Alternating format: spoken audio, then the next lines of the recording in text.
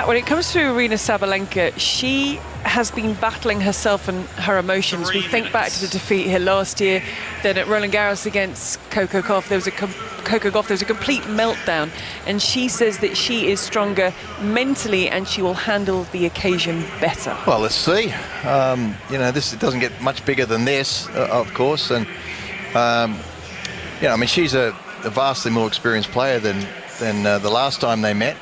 Of course, I mean, they both are. She alluded to that. But you know, both players get tight. They show it in different ways. Sabalenka can sort of spray shots everywhere, but you know, great thing about her game is that she continues to go after the ball. We saw Rybakina play a great match of tennis against Pegula until she was about to cross the finish line, and then she got really nervous, and the tiebreaker in the second set was awful actually from both players. It was just so tight, neither of them could hit the ball in. The forehand went all over the place from Rybakina, and you know, they know each other's games pretty well. Certainly on the practice court yesterday, Rybakina would have been hitting a lot of forehands, and she'll know that there's a lot of big hard shots coming to that side of her. So you know, look, when it comes to Grand Slams, it is such Grand Slam finals. It's such a mental battle, and it's who settles the best and who handles the pressure the best. And we saw that last night in the semi-finals. You know, the two players that lost had all the chances really, and couldn't get it done. And you know, the other players were just sort of hanging in there. And you know, we saw Alcaraz and Djokovic come out on top where they really had no right to do so. And yeah, that's what happens at this sort of level at this stages of the tournament. Might sound, Annabelle, like a basic question, and we've talked about them being big ball strikers. Who hits a bigger ball? That's a good question, because you know, when we were watching Sabalenka when she played Svitolina, when she really focused her mind and really wanted the point, I mean, she can bring down the hammer, and it's like 4 times the speed of what we saw from Svitolina. And it is quite jaw-dropping what she can create, but it's a different struck. You know, the way she strikes it is slightly different. It's got a little bit more shape, I would say, on it, but it's a booming shot. Whereas, as we just heard in that interview, when she was describing Rybakina, it's very hard and flat and low trajectory, and she said it's powerful. I'm going to have to, but it's kind of like more like a sweet timing that just is just a natural ability to strike the ball out of the centre of the racket smoothly and just looks effortless. So it's very different. But I'm sure we can get those stats, because it'll come up on one of our screens, won't it? You know, the power of the shots through the court. So that'll be definitely something to keep an eye on. Well, if they're both playing at their very best level, who wins? I'm torn on that. I keep swinging either way. I don't think they will play their best. That's the thing. But if the finals they hardly ever do. But if they both brought their AA++ game, who wins? I think you'd have to say Sabalenka, because she's world number 1, and the rankings don't lie, and she's world number 1 for a reason, because she has a lot to her game. She's mentally been very strong, even though she's lost a lot of finals, yes. I mean, she's been in 19 finals. She's won 22. But, you know, I think she also has introduced a lot more variety into her game. She's brought Max Mirny in to help her finish points at the net. We know she's won the Aussie Open and US Open in doubles. I think, honestly, this is so intriguing, Gigi. It really is. This is the women's final. Australian Open 2026. You're going to get every ball here on 5 Live in the company of Annabelle Croft, Pat Cash and Russell Fuller. And both of these players have every reason to be confident that they will be the first winner of a Grand Slam singles title in 2026. Aryna Sabalenka will serve first from the commentary box end. It's a good first serve. The forehand from Elena Rybakina is in play, but stepping well inside the baseline. A straightforward, if anything is straightforward in a Grand Slam final, forehand down the line from Sabalenka, who is the world number 1, 27 years of age, 5 foot 11 inches tall, and this is a 4th consecutive Australian Open for her. She won the first 2. She lost a thriller to Madison Keys last year. An ace down the tee, and Sabalenka moves to 30 love. 7 consecutive hard-court Grand Slam finals for Sabalenka, and she's won her first 11 matches of the year in straight sets, including taking the title in Brisbane, defending her title in Brisbane in the first week of the year. Serving now at 30 love with the roof closed over the Rod Laver Arena. And that is what Elena Rybakina can do, Pat. A huge forehand cross-court winner. 30-15. Oh, she went for the wide serve again, as she did in the first point. Again, she's hit all three serves straight to the Rybakina forehand, but she read that one and hit it for a clean winner. By the time Sabalenka swung, the ball was actually past her. She looked like she was groping in the dark for that one, Sabalenka. The roof might be closed, but the lights are very much on. It's raining outside, and another big forehand from Rybakina, and the defence from Sabalenka. The squash shot forehand lands wide. Well, that was a prime example of the power that she can get through the court. You know, Gigi was just asking who has the biggest strike. Well, that sent some messages right there in this opening game from Rybakina. I'm intrigued by your description of groping. I've never heard that one described. Groping for the ball, Yeah. maybe I should have said. As Sabalenka serves at 30 all. It's another big forehand down the line, and it's another winner. So Elena Rybakina setting her stall out early. May have lost the first 2 points, but since then, it's been spectacular for the Wimbledon champion of 2022, and she has a break point in the opening game of the final. 5 serves in a row to the forehand. So, the world number one is break point down. Backhand wide. She changed it up, Pat. Yes. Had I to. think so, yeah. You'd have to after that. Those two blistering forehand return winners. So Juice, high-octane start to the final here on 5 Live and BBC Sounds this Saturday morning. Backhand return from Rybakina, the forehand to the back of the court by Rybakina, and that's just wide. The forehand cross-court from Sabalenka, who finds herself break point down for a second time. Rybakina. I don't think there's going to be any 17, 20-shot rallies in this match somehow. Oh, she was trying to bully that point, Sabalenka. The expression on her face said First it all. strike, got to get Rybakina moving. That's her plan.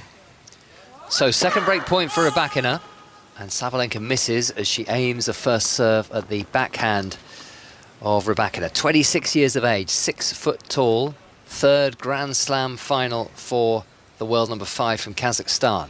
Second serve Sabalenka, break point down, backhand Rybakina, hit back very hard at Sabalenka, who returns on the forehand. Forehand wide from Sabalenka.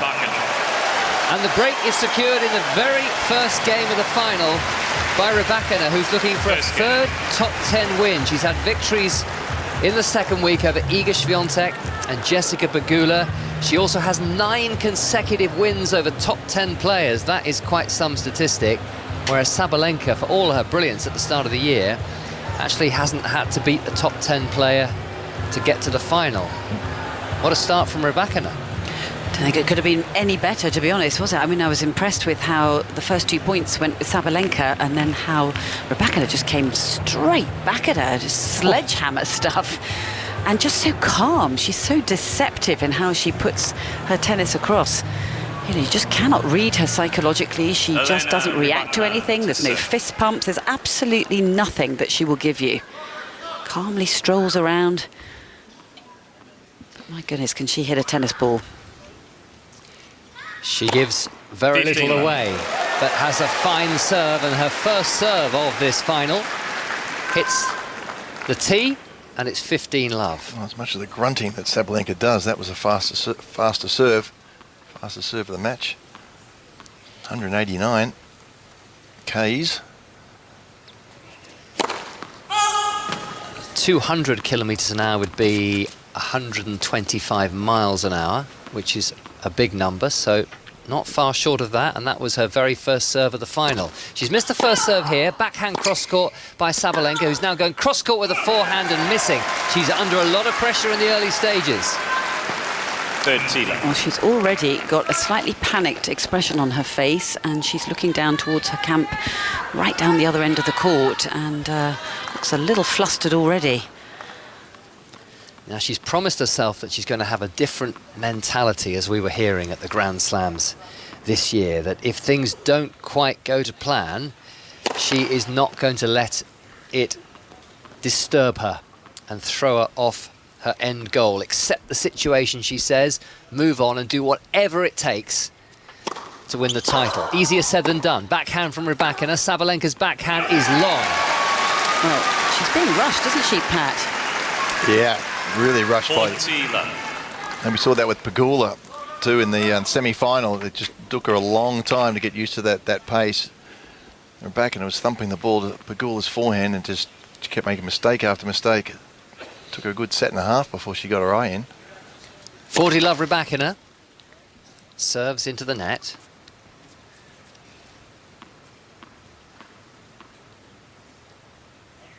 Second serve now from Rybakina, trying to close out this game and move into a 2-love lead, and that's a wild backhand cross-court return effort by Sabalenka. And Rybakina showing no emotion, leads 2-love. She's so chill, said Jessica Pegula after their semi-final, and her argument was that actually not being able to tell whether she's upset or excited is difficult for an opponent because she felt she didn't have any energy to play off. Yeah, I think that's right. You don't. You can get lulled into it. But just going back to that serve she's just delivered, I mean, that second serve is phenomenal. You know, the way it's got a lot of curve on it. It's very aggressive. 2-love, Rybakina leads. That's more like it from Sabalenka. The backhand cross-court winner from the baseline to take the first point on serve. And just very difficult to attack Rybakina's serve. You know, first or second serve. Yeah, it was a good kick on it. Interesting there, the last couple of serves on that first court, Rybakina, as the ball toss goes up, she shifts to the right to cover the forehand. 15 love. Sabalenka misses with the first serve. Rybakina, in a parallel universe, could have been a gymnast, an ice skater, or an acrobat. She enjoyed all of those when she was small. But she wasn't small for very long as she hits a forehand down the line. She was told pretty quickly, you're too tall to do any of those. I was going to say, really? Maybe she excelled as a toddler in those pursuits. She started brilliantly here, though. She'd be too tall, 6 foot, for being a gymnast, wouldn't she? Far too tall. What a start, though. 15 all. And Sabalenka misses the serve down the tee.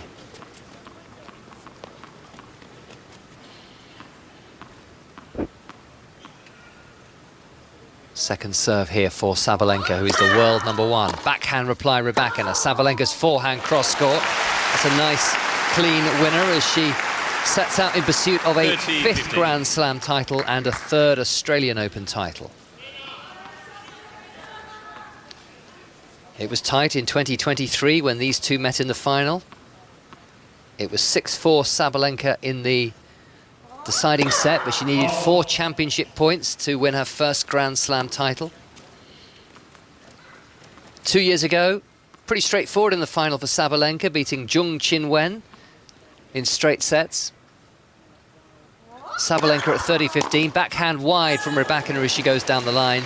And then last year, 14. Sabalenka was closing in on a 3rd consecutive title. It was 5 games all in the deciding set with Madison Keys, and at that point Keys went on the attack and actually hit 4 winners from the last 8 points of the final and won it by 7 points to 5, and it was a breathtaking conclusion to the women's singles at last year's Australian Open.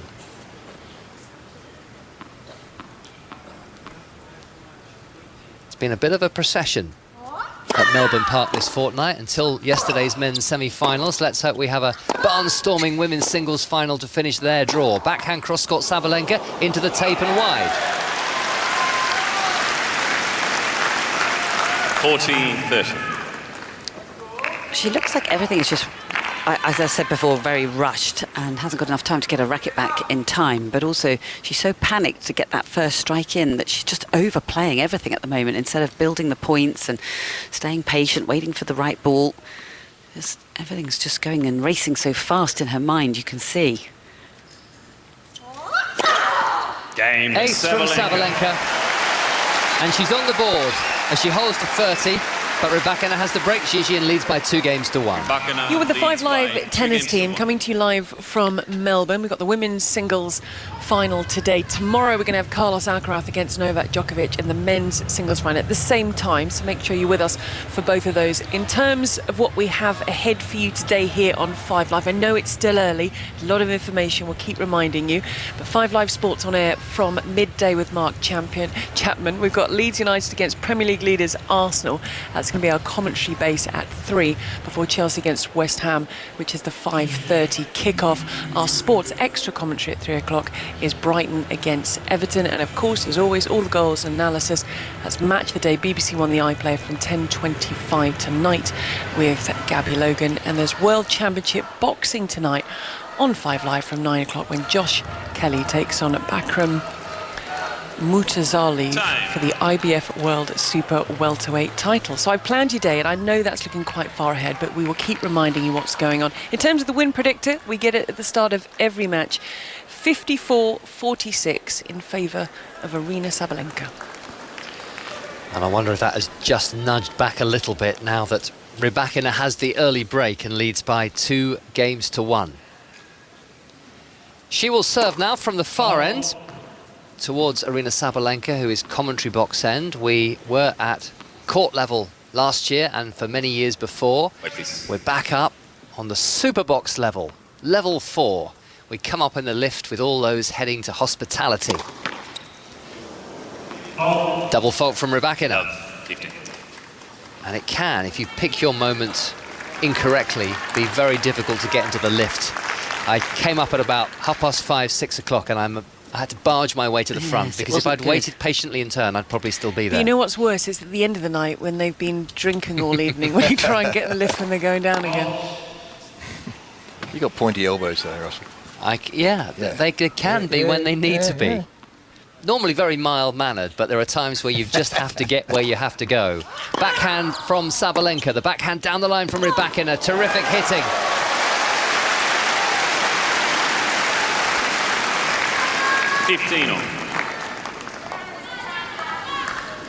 Well, when I came up, they shut all the doors to get into the whole building. I had to go all the way around the side. I noticed that. A few more steps, though, for us.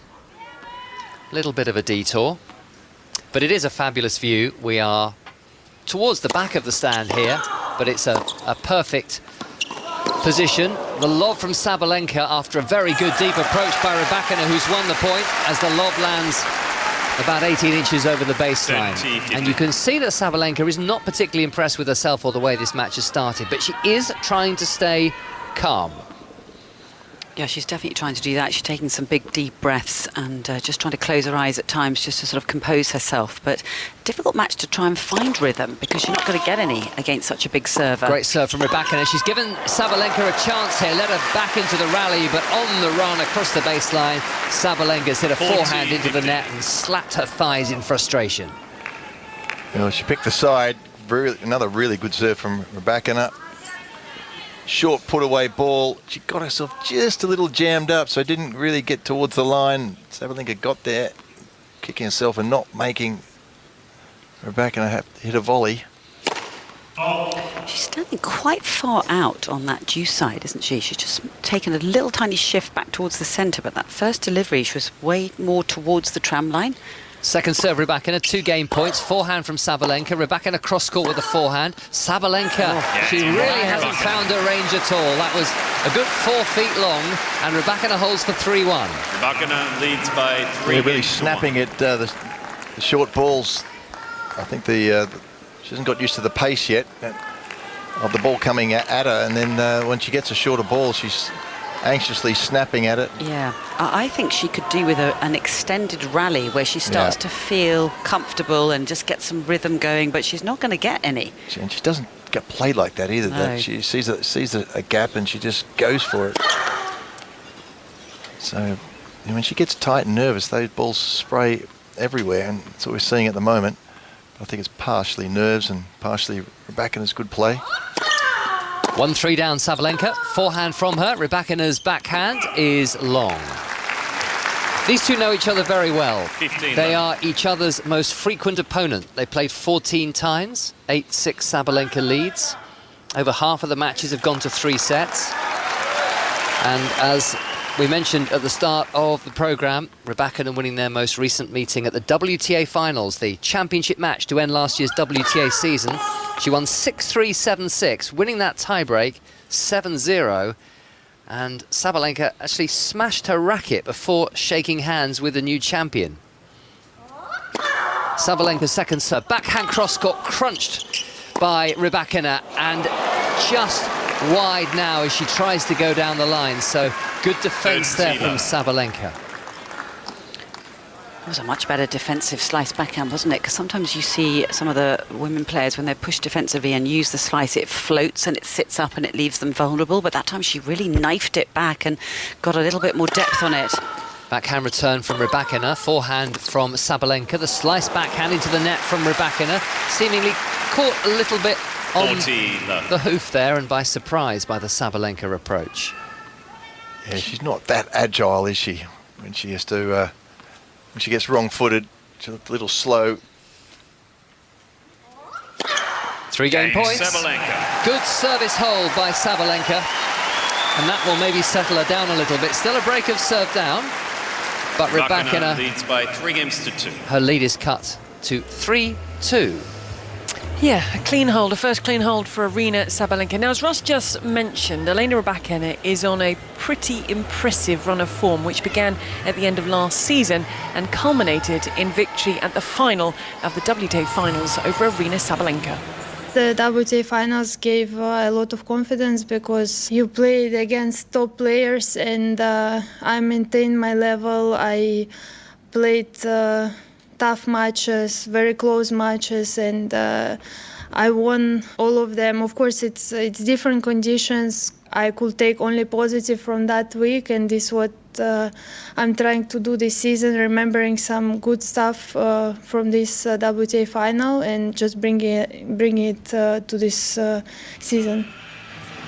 Annabelle, I think it must be a real superpower that Rybakina has to show no emotion, because she keeps saying she's really nervous inside, but you wouldn't have. I just don't believe her. No, I don't either. It's just the way she walks, it's the way she swings at the ball. Everything just looks very flowing. Normally we can all spot, tension in a player because you can see how their limbs change, the footwork or the speed around the court changes, your arm gets a bit tight, you don't swing, but everything just looks fluid and effortless, and it's almost like, nonchalant. Rybakina serving from the commentary box end at 3-2 with a pale yellow dress and swathes of blue. It almost looks like a blue t-shirt has run in the wash. And I will not attempt again as Sabalenka puts a forehand into the net to describe what the world number one is wearing. I think it's now we should tell everyone you were fired as fashion correspondent for the tennis team after your initial description of Aryna Sabalenka. But Russell, I think it's only fair for the listeners, having described Rybakina, that you do describe the outfit of the world number one. Well, I might stick to my guns and first of all, maybe the day job, which is commentating on the point. Backhand cross-court by Rybakina. Onto the baseline, Sabalenka. Rybakina lands her approach on the baseline. Backhand Sabalenka, backhand Rybakina. We've got a rally now. Forehand from Rybakina, cross-court. Sabalenka on the move with a slice forehand. Backhand cross-court, Rybakina. Beautiful. What a gorgeous way to finish the best and the longest rally of the final so far. Third love. Well, if she plays like that, she's unplayable. Just great depth behind the ground strokes, a little bit more impact through the court. Not many people can get Sabalenka on the move the way Rybakina is. She's out-foxing, out-manoeuvring, and what a finish with that last cross-court backhand. Really used her legs so well, stayed down low.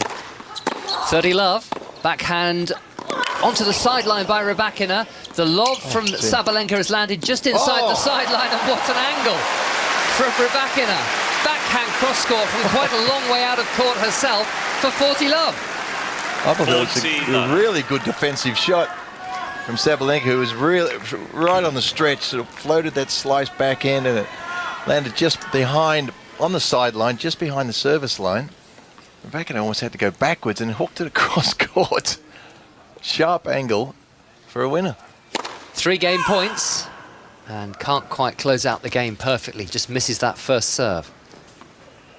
So Rybakina has won all 3 of the longer rallies over 5 shots. Backhand from Sabalenka cross-court, Rybakina with the backhand. Sabalenka down the line, backhand winner. So I believe 14, somebody 15. matching my description described her outfit as possibly resembling vaguely a Battenberg cake. Which it doesn't. I think I've accepted that. No, I get Annabelle, that. no, you can't get that. Well, it's not quite the right pink. I mean, the Battenberg cake is paler pink. But it is, I know what they mean, because it's like the kind of like, well, the way it's constructed. Forehand, cross-court from Rybakina. Well recycled by Sabalenka. Another lovely angle on the forehand, Rybakina, and now she has mishit a forehand. A rare error from the woman from Kazakhstan, and this game is not safe yet. 40-30. It's 40-30. Where were you in week one, Annabelle? I didn't get this kind of support. No, I'm going to show I was Annabelle absolutely a picture of a ridiculed by Battenberg the Really? cake team. and she'll change her mind. No, I get it, because it's kind of got these triangles, or not triangles, the squares of shape, if you know But what I she mean. doesn't have squares. Is it not kind of squares? No, it's waves. Oh. It's waves, it's multicoloured waves rather than multicoloured squares. She's just showing me Battenberg cake. Would you like to I didn't even change know what your... it was. Yeah. It's that. I think they're quite tasty, actually. It's nice marzipan. Second serve now for Rybakina. She tries to close out this game. It's a Great really good second one. serve. Sabalenka thought it was wide. Rybakina. Puts her hands up as she makes a bit of a hash of that slice backhand cross court. And Rybakina Rybakina is held leads again. by 4 And games to 2. maybe the one break in this set, in the very first game of the final, will be enough for Rybakina, who leads by 4 games to 2. There's a huge difference there, Pat, with the second serves here and how much damage that Rybakina second serve is doing. I mean, it's moving and curving and rearing and got so much spin on it. Yeah, it's really like a man's second serve, isn't it? Yeah. With a kick she's got, the top spin and the kick, and then she can flatten it out. 2-4 down Sabalenka. Big serve, forehand return Rybakina, backhand winner Sabalenka. That's the sort of pattern we're expecting in this final. 15 love. The build-up to this women's singles final included the national anthem, Advance Australia Fair, sung by a 70-strong female choir. We've had the former champion Jennifer Capriati on the court as Rybakina can't control her forehand return. Twice a champion, 30 love. she will be presenting the Daphne Ackhurst Memorial Cup after the final, and she brought that onto court with the Thai singer and rapper Bam Bam, and they produced the trophy from a luxury suitcase from a brand I cannot afford. Which Aryna Sabalenka? Oh no, she's brand ambassador She's for the other one. Gucci, isn't she? Yeah, there's big billboards of her now near Flinders Street Station. Forehand netted by Sabalenka. Very glamorous 30, shots of her 15. down there. Have you seen those, Pat? No. Huge. Pat doesn't sound very excited about those fashion shots, do you, Pat? No. No, it's interesting, but I haven't seen them, so I can't comment. 2-4, but 30-15. Sabalenka, world number 1. Misses the serve. The calls you can hear of fault or out are pre-recorded, digital calls. We've not had any line judges at the Australian Open for a few years now. Backhand reply from Rybakina. Sabalenka cross-court and hitting in behind Rybakina. That was a smart move. And Rybakina just prodding at the ball with the 40, backhand 50. and sending it into the net. Well, she's getting some rhythm now, Sabalenka, at least.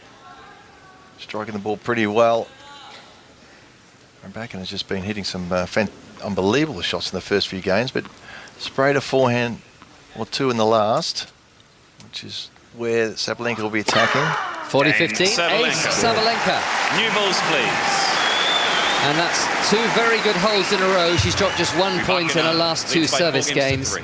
And it's Sabalenka who trails 4-3, but she is threatening, I think, now. Yeah, she is, and she reached 3 out of the 4 Grand Slam finals last year. It's just Wimbledon when she fell in the semi-finals. But Sabalenka, reflecting on 2025, feels that she let 2 of them slip out of her grasp, and she says very confidently that 2026 will be different. I actually know what was wrong in all of those finals that I played and I lost, and I would say that last year was lots of lessons, lots of things to learn about myself, and definitely not going to happen again this season. And it's just different mentality that I will try to have in each final that I play. I feel like those frustrations were coming from not agreeing of what's going on in the moment, and right now my mentality is like, I'm ready to whatever is going to be in that finals. I'm ready to go out there and fight with what I have and do everything I can. And I think when I have this mentality, I play my best tennis and I'm fighting. I have my opportunities. So that's my approach to the finals this season. Well, Ross, her mentality is going to be put to the test because she does trail by a break in this first set.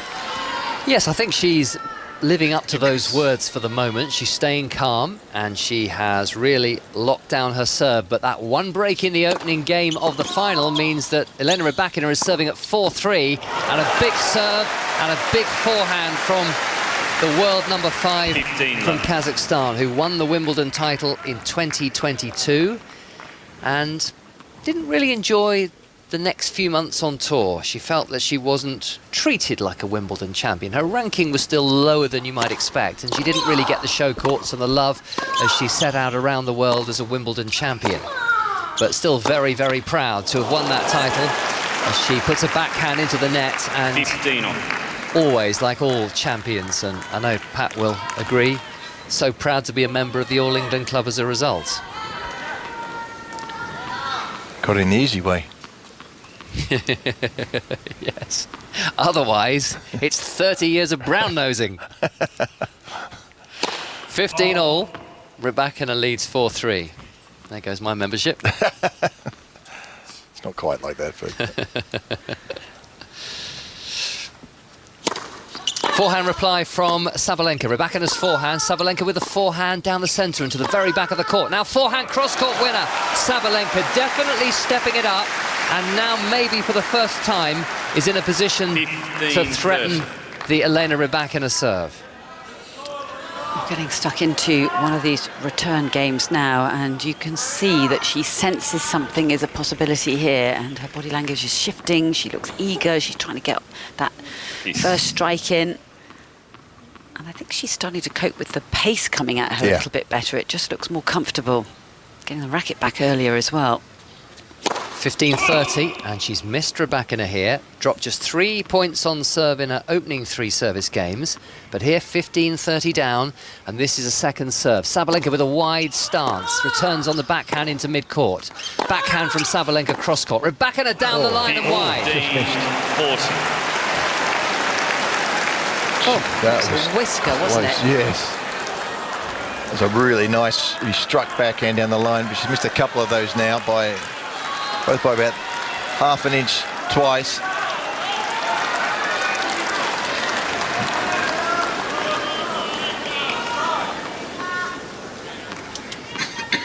$15-40.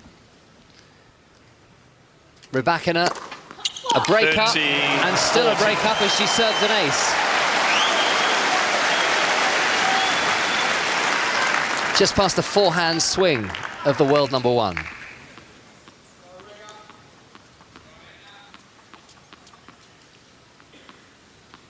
One more break point, though, for Sabalenka.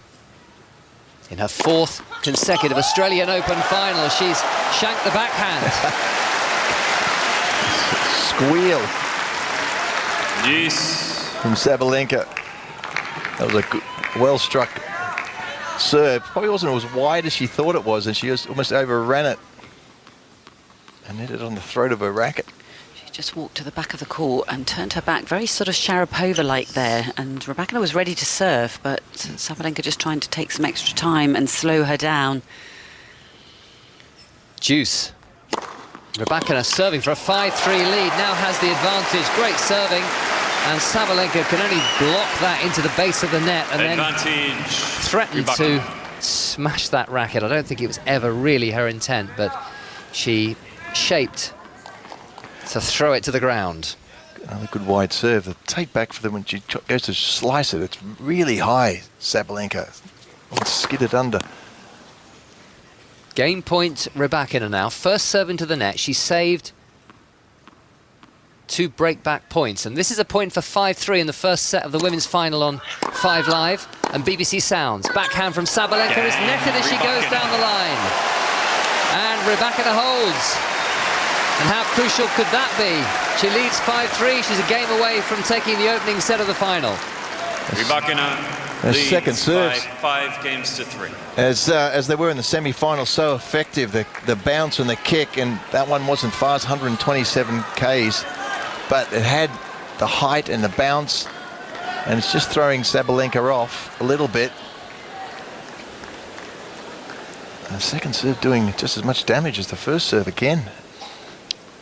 Vukov is right next to where Rybakina is returning here, and he has got plenty to say ahead of this point. He's got plenty to say. I mean, he's living every moment with her. Rybakina's coach, Stefano Vukov, watching on as Aryna Sabalenka, off the back of a good first serve, steps inside the baseline and hits a forehand winner. He is a controversial figure. He's certainly been at the centre of quite a story over the last year or 18 months. They had a very successful partnership for a number of years. Rybakina decided before the US Open of 2024 that she didn't want to keep working with him. That's wide with the backhand return, Rybakina. And then in January of last year, the WTA announced that they had banned Vukov from working with Rybakina because they thought that the relationship was not a healthy one. Rybakina wanted to work with him again by this stage, said that he had never mistreated her, but he was not allowed on site or granted accreditation. Sabalenka's hitting really hard now, and that's a forehand cross-court winner as she moves to 40 love. And just to complete the story, that ban was lifted after a successful appeal by Vukov and the Rybakina team just before last year's US Open in August, and she's been on an upward trajectory ever since. 40 love. Sabalenka being very stingy on serve now, barely offering Rybakina a point, but now a chance for Rybakina to play the drop shot and to win a point, which she does. But it's 40-15 Sabalenka. Well, Rybakina showing her beautiful hand skills around that net area. She's deceptively good with not just the drop shots, but the volleys as well. And just does have lovely feel. She comes right underneath that one, and no chance that Sabalenka was ever going to get that one back. 2 game points still for Sabalenka.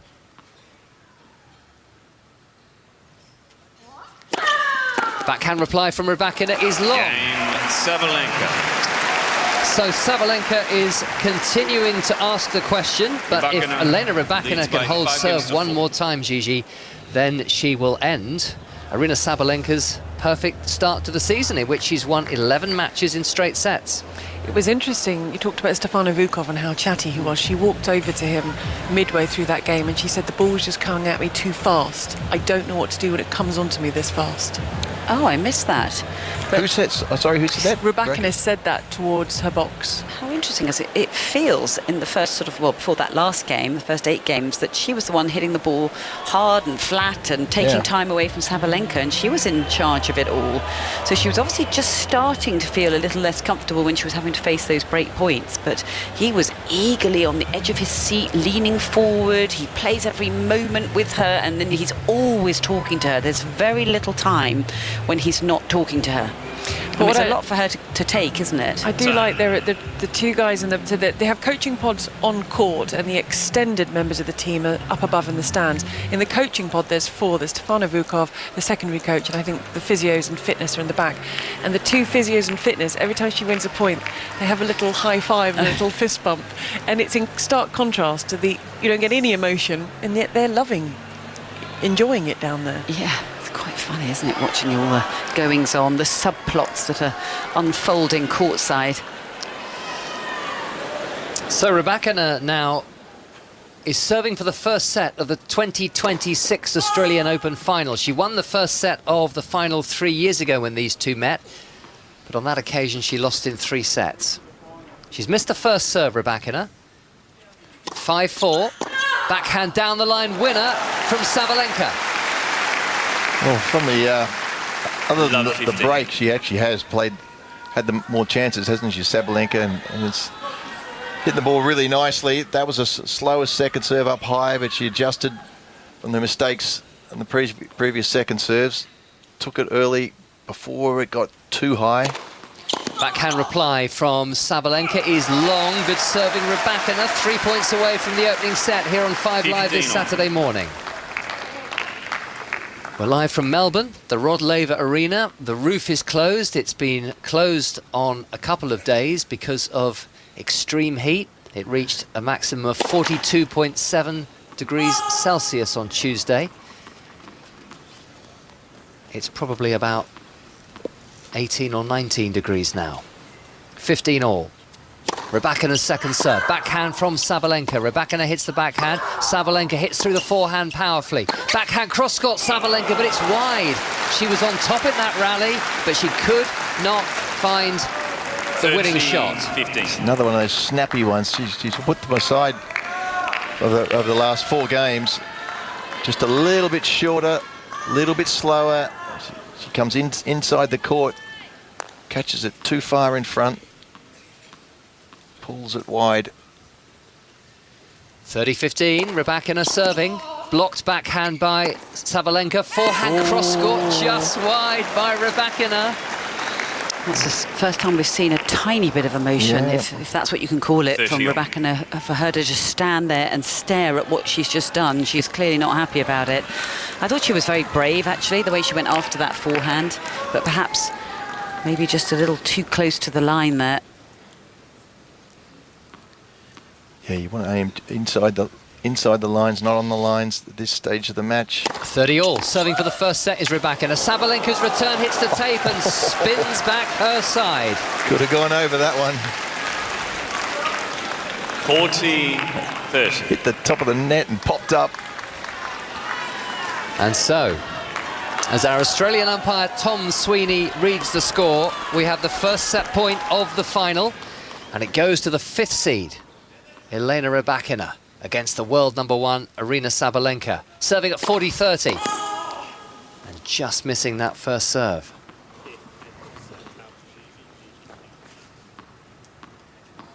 A second serve for Rybakina as she tries to close out the first set of the final. Sabalenka's backhand cross-court, Rybakina with the backhand. Sabalenka's forehand down the line, Rybakina on the move. It's a brilliant forehand cross-court. Sabalenka has gone long. And first set, Rybakina. And by dint of breaking in the opening game of the final, 6 games to 4. Elena Rybakina has the first set in 37 minutes. It looks like she's the favourite with the crowd. Maybe the slight underdog. I think people like the way that she plays the game, and very calm and controlled, and she needed to be in that game. And Sabalenka goes off court.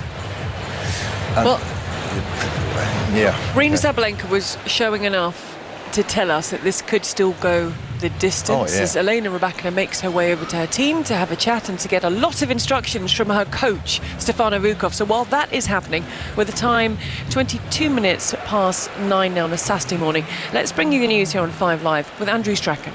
The voice of the UK. This is BBC Radio 5 Live. Thank you. Victims of the late sex offender Jeffrey Epstein say they'll fight on after they accuse the US Department of Justice of protecting abusers.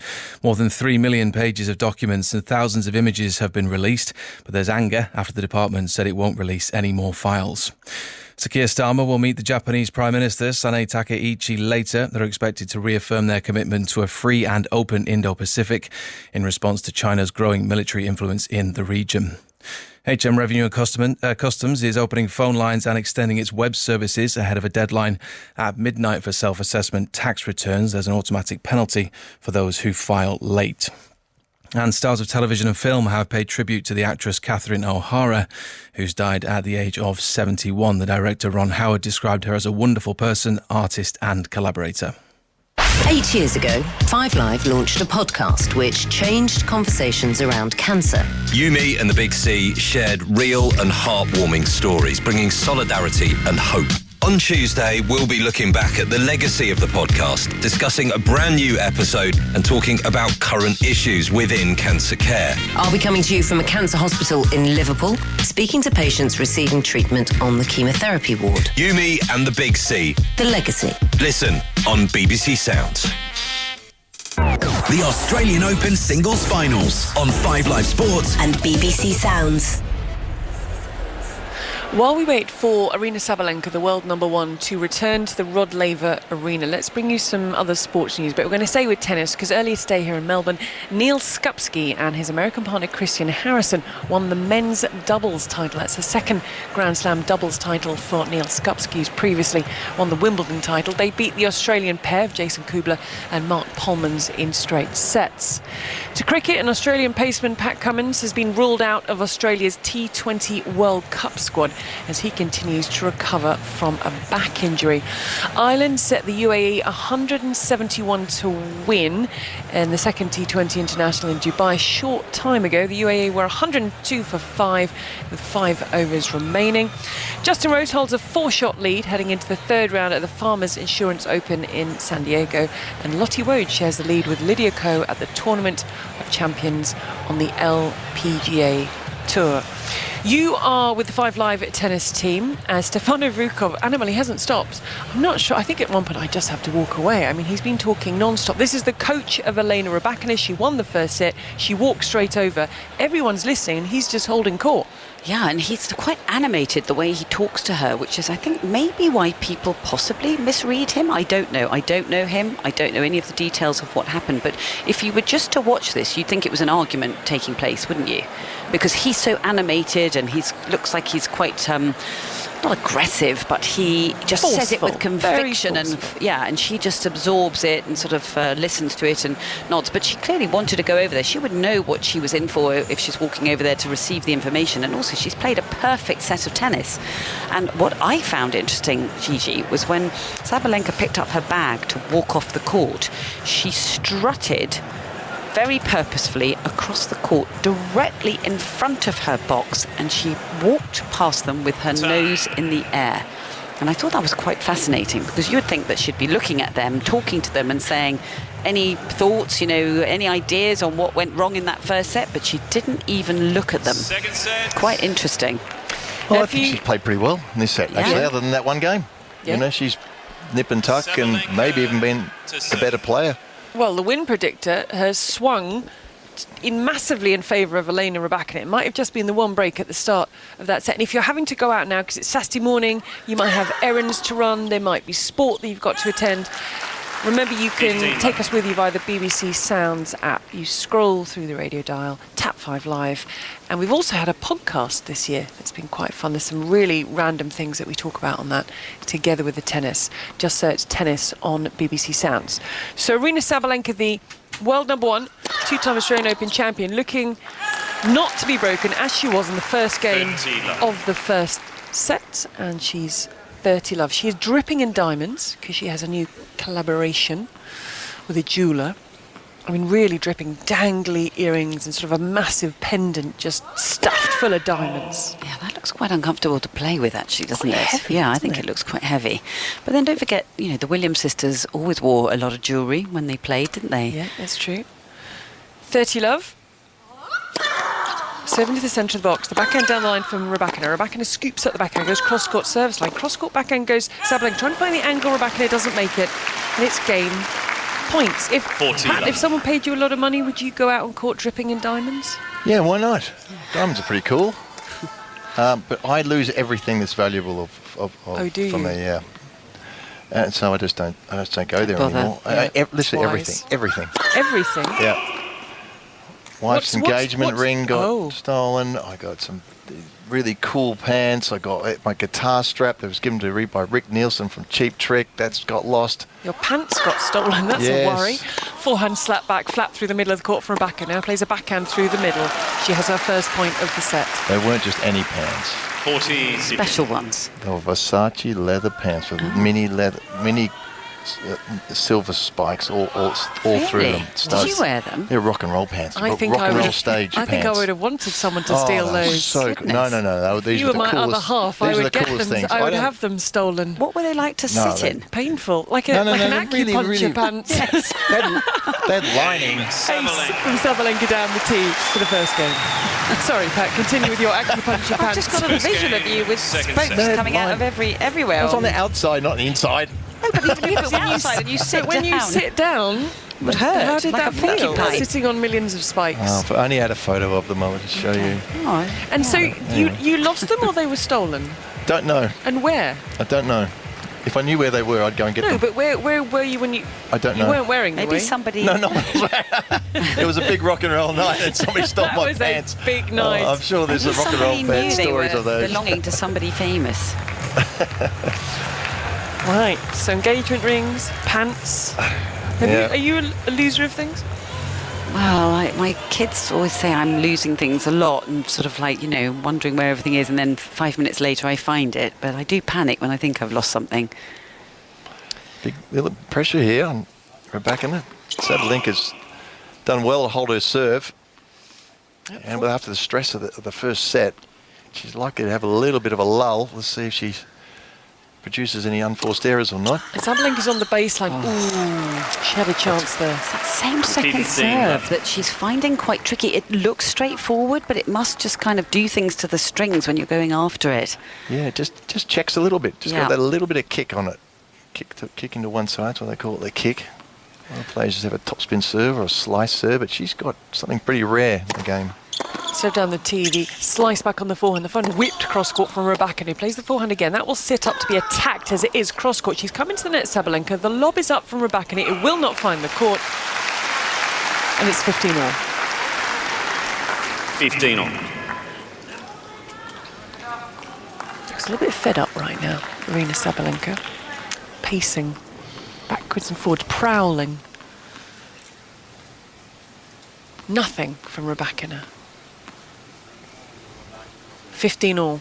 She uncoils herself and tosses up the ball and slams it into the net. It used to be a lot smoother, this service motion at the start of her career. I don't know why they changed it the way they did, because it's become quite a jerky motion at the start, and yet what happens when the ball meets the racket is very impressive. It's a lovely return off the serve from Sabalenka right down to the feet of Rybakina. 15-30. Sort of stilted at the start, isn't it?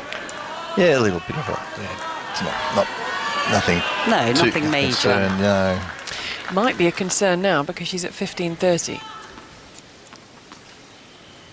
Sabalenka twisting the racket in the right hand, puffing at her cheeks. Now wide stance, just in front of the Melbourne side, just behind the baseline. Now she steps up, wants to take this early with the backhand, and she does. She gets back into position. But the serve did its job out wide. The perfect 1-2 punch from Rybakina to lock us in at 30-all. Sabalenka did well, actually. It wasn't a bad return. Rybakina, quick footwork, quick side step, gave herself some room to the forehand. It was a 10th winner from Rybakina. It's cut back as a short ball. Rybakina comes forward, casually hits that forehand from the middle of the court down the line for the winner and game point. I don't think Sabalenka's found the answer to that serve out wide, has she? It's got such great width on it. Chops on that forehand. A lot of players block it back. She kind of chops at that for a slice. And it can float or it can drop short.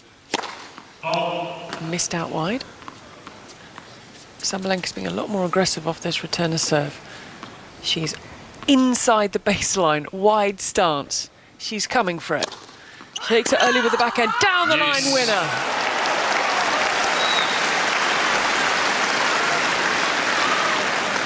She got hold of that one. She meant business. Way inside for the second serve. And that's what you need to do if you've got a kick serve that's bouncing up. Attack it before it gets too high, before it bounces up and kicks. It's tougher to do it in there, though. You've got less time.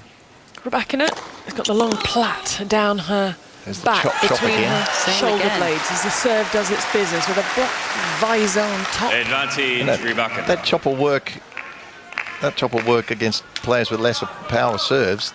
She'll be able to block that, just block it back like a lot of the men do. But she just chops a little bit too much at it.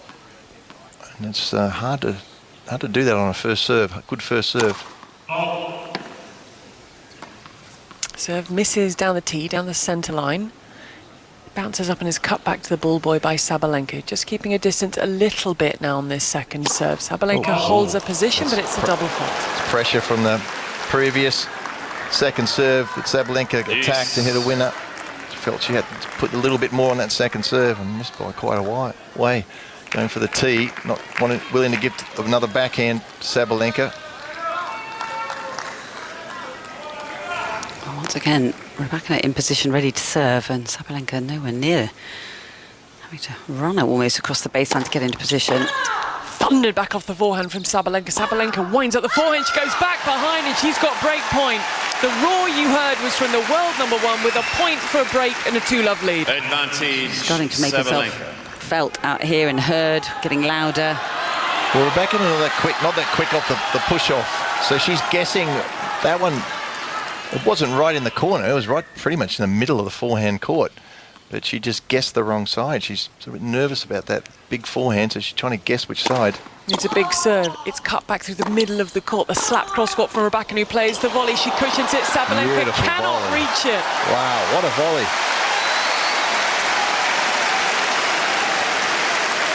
So calm the way she played that. Deuce. Well, good position on the court. She got really close to the net.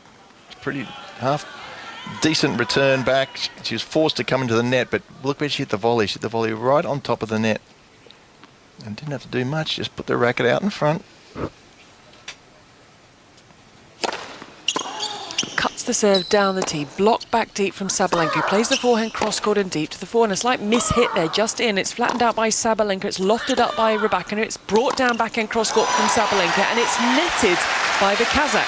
Well, she kind of, I don't know what happened there. She Advantage. got a bit caught out with the miss-hits off the forehand. She lost her rhythm on both sides there, and I think that caused that horrible error at the end. She started to doubt herself. Didn't move well at all to that, did she? Second break point opportunity for the world number one, Elena Rybakina.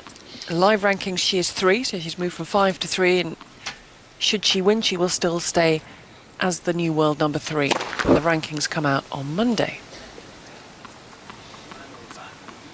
Second serve to try and attack. Just keeping a little bit of distance though, Sabalenka still.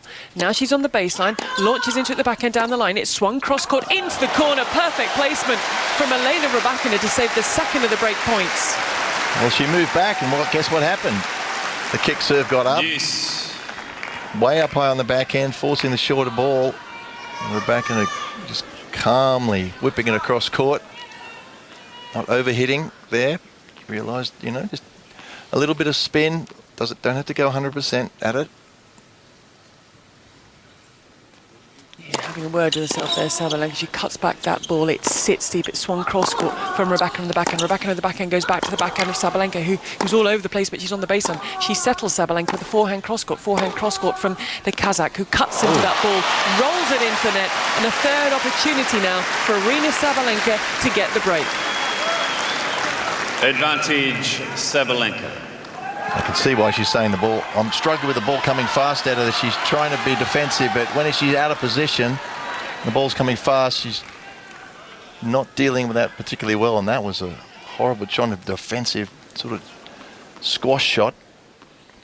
Hit the ground before it hit the net. Looking for that first serve, break point down. Sabalenka takes this really early with the backhand. Down the line goes Rybakina. Beautifully played. She sweeps the backhand down the line to save the break point. Deuce. Well, Sabalenka is getting increasingly frustrated with her own return of serve because she's not able to do anything with it the way she is against a lot of other players on the tour. She can sort of really hammer home that return and take control of the point and really cause some damage. But here she's sort of not really getting hold of that ball and leaving herself vulnerable for the next shot. Down the tee, blocked back off the backhand, deep ball just in, forehand hammered cross-court into the net from Sabalenka, and it's game point. Advantage. If she doesn't Rybakina. end up breaking here, it's going to be another of those games where she's had opportunities, she's put herself in position, and those kind of things build up in your head of frustration. Bouncing the ball from Elena Rybakina. Settles. Rocks forward, rocks back, tosses up the ball, serves down the tee, slap back down the line, back up the line from Rybakina, backhand clips top of net, cross court from Sabalenka. Into the net goes Rybakina. Deuce. Clearly, see the difference in the two players when they're on rushed a little bit on the stretch. Sabalenka's balance is much better when being wrong-footed and ball's coming fast. We're into the 10th minute of the second game of the second set. The first set won by Elena Rybakina by 6-4, coming to you live from Melbourne, the women's singles final. And that was a cracking serve from Rybakina down the tee to give herself another opportunity to hold serve. I don't think she was ready for that, was she? I think she was expecting the serve out wide on the deuce court, and suddenly again down that centre tee. So she's outfoxing her with which choice of serve she's going to use. Big serve, 190 Ks. Can she close out this game? Game number 2 after 10 minutes. She misses with the wide serve. See where Sabalenka stands. Yep, she's moving in again this time. She's going to take this as early as possible. Here she comes, swings into the backhand down the line, and she's missed. Slightly skews it, cannot believe it. She had 3 opportunities to break serve. She is at the end with her team. She is walking over to them, but nothing is being said. It is a game apiece, very early stages, second set. Donna Vekic has got a jewellery line as well, which is very nice, actually. Very tasteful. Yes, they're all doing it. Yeah. Yes, they are. Jessica Pegula has a skincare line. Lots of them have sort of fashion labels or create their own kits, don't they? And you would specialise in spiky leather pants. And then lose them. Exactly. Aryna Sabalenka, who doesn't have a line in anything, but she has a lot of collaborations with a lot of people. Now hits the double-handed backhand, just sort of places it. It's flattened out backhand and off balance. Rybakina just overshot the court altogether. Oh, that was weird, because Sabalenka for the first time didn't attack that ball. She took all the pace out of it and slow balled down to Rybakina, and she ballooned it over the baseline. That was strange. Yeah, she's not doing well when she's on the stretch, is she? Rybakina. 15 love, serve down the tee. Does its job. Not sure what her fitness routine is like, but it'd be a lot of agility, strength work whilst on the stretch. 30 love, serve misses down the tee. Rybakina steps a little bit closer towards the baseline. Slight knee bend, slight sway from side to side. As Sabalenka gets set at 1-all, 30 love. Serve out wide, misses. 30-15. We are 3 minutes shy of an hour on court.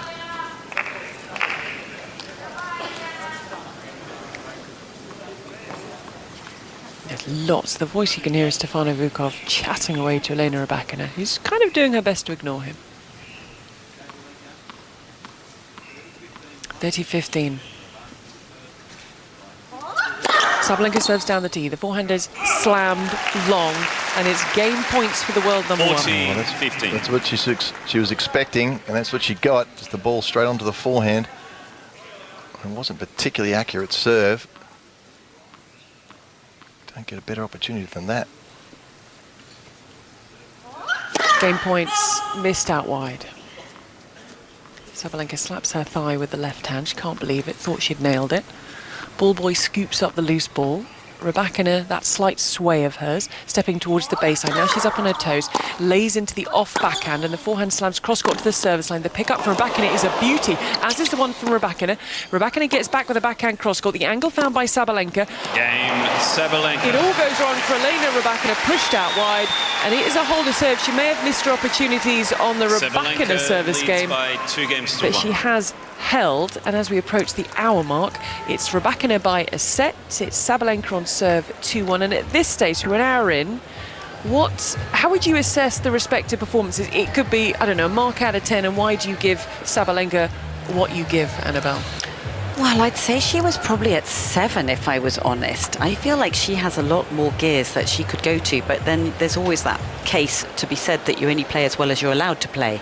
And, you know, she's up against somebody who's serving extremely well, particularly on second serves. I mean, her first serve percentage, I saw a stat come up after that first set. It said something like 48%. So actually, it's lower than we think, but the serve is still doing so much damage. And, you know, she's kind of got through those service games, apart from the opportunities that Sabalenka had in that previous game. I think she's frustrated because things haven't gone her way. She hasn't got the breakthrough. She's trying to stay composed and patient.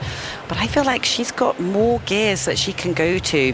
Whereas Rybakina is just, I don't know, she's just been very, very consistent, hasn't she? Head down, getting on with the job, taking care of business on her service games. And she's doing well.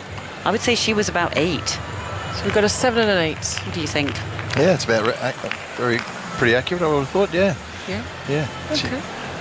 We're going with 7 and 8. Looks like it stopped raining outside. The roof, though, will remain on. Just a reminder, 5 Live Sport with you from midday with Mark Chapman. Leeds United against Premier League leaders Arsenal. That's our commentary base at 3 o'clock for Chelsea against West Ham in the 5:30 kickoff. Our sports extra commentary at 3 o'clock is Brighton against Everton. Heavy serve from Rybakina down the tee. Does the job. 15 love. And she's got a very good server back, and she's using it very, very well, and that's what's sort of keeping Sabalenka at bay. The big points. She's won 9 straight matches against top 10 players. That's a hell of a record. I know a chunk of those were at the WTA finals when you can only face top 8 players. She hits double-handed backhand cross-court on the angle, beautifully played, draws the error, 30 love. 30 love. Sabalenka's getting a lot of returns back now, and those chop balls that were going the bottom of the net and sometimes out, they're pretty much going in now on the first serve. She's still struggling a little bit with her stance position. Should she go forward? Should she stay back? She's trying to find a solution, though. Rybakina serve down the tee. The block back, short ball, should be dealt with, is dealt with. Serve did all the damage. An easy finish for Rybakina as she eases her way to 40 love. Just the glistening cheekbones of Rybakina. By contrast, she has tiny diamond studs in each ear. Fair amount of hair clips, keeping the stray hairs in place, and that long brown plait that goes down between her shoulder blades. So points for 2-all. Slight lull in this match. We're waiting for something to kind of kick it into life. I'm not sure that will do the trick. I agree with you, Gigi. It feels like it's kind of a little bit staccato and stilted, and that's because we've got the nature of 2 big servers, so we're not having those long, drawn-out exchanges like we saw yesterday between Sinner and Djokovic, Zverev and Alcaraz. You know, the rallies were spectacular, weren't they? Wow. Very physical, mental battles, whereas this is a completely different type of tennis. I think we'll be getting that again tomorrow, the rallies. Carlos Alcaraz against Novak Djokovic. We'll bring you every ball of that as Novak Djokovic looks for his 25th Grand Slam title. He's in his 38th Grand Slam final. Serve down the tee from Rybakina. There's a hold to 15. How is she producing such kick? Because it doesn't look... Normally you would throw it over your left shoulder, really, wouldn't you? But she just... It doesn't look like that's what she's doing, and yet she produces... Must be with the wrist, but it's very subtle. Yeah, she's getting good left to right kick on it, and that was a beauty. That's a really hard one to do. It's the one down the middle with a big kick. I think she might have the best serve in the women's game, don't you think? It looks at the moment it is. 5th game, 2nd set on serve. As long as she holds serve, Aryna Sabalenka, she comes in on a short ball and wins the point cross-court with the high driving forehand, then she will have the advantage in this set.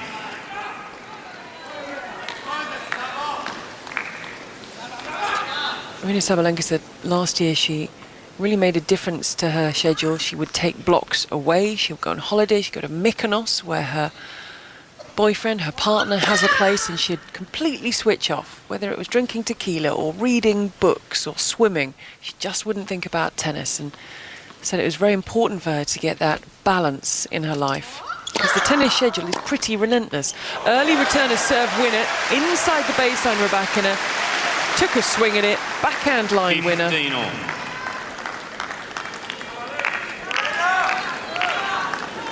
Well, in contrast to the way her serve, I mean, she does have a good kicker, but didn't do nearly as much damage as the way Rybakina's does. That went straight into the strike zone, had plenty of time just to stand there and take it on the full rise. Down the tee, lovely serve. Firm fist pump from Aryna Sabalenka. 30-15. She's unbeaten this year, and that was the first set she has dropped, that first set to Elena Rybakina on the Brisbane title at the start of the year. Also coming into this, she was leading the winners column with 172 to Rybakina's 135. 40-15. But she hadn't faced a top 10 player on this run until the final. By contrast, we've talked about Elena Rybakina to come through Iga Świątek and Jessica Pegula in the last 2 rounds. Game point, Sabalenka down the tee again. It's a high ball. Sabalenka is going to smash it from mid-court. There it goes.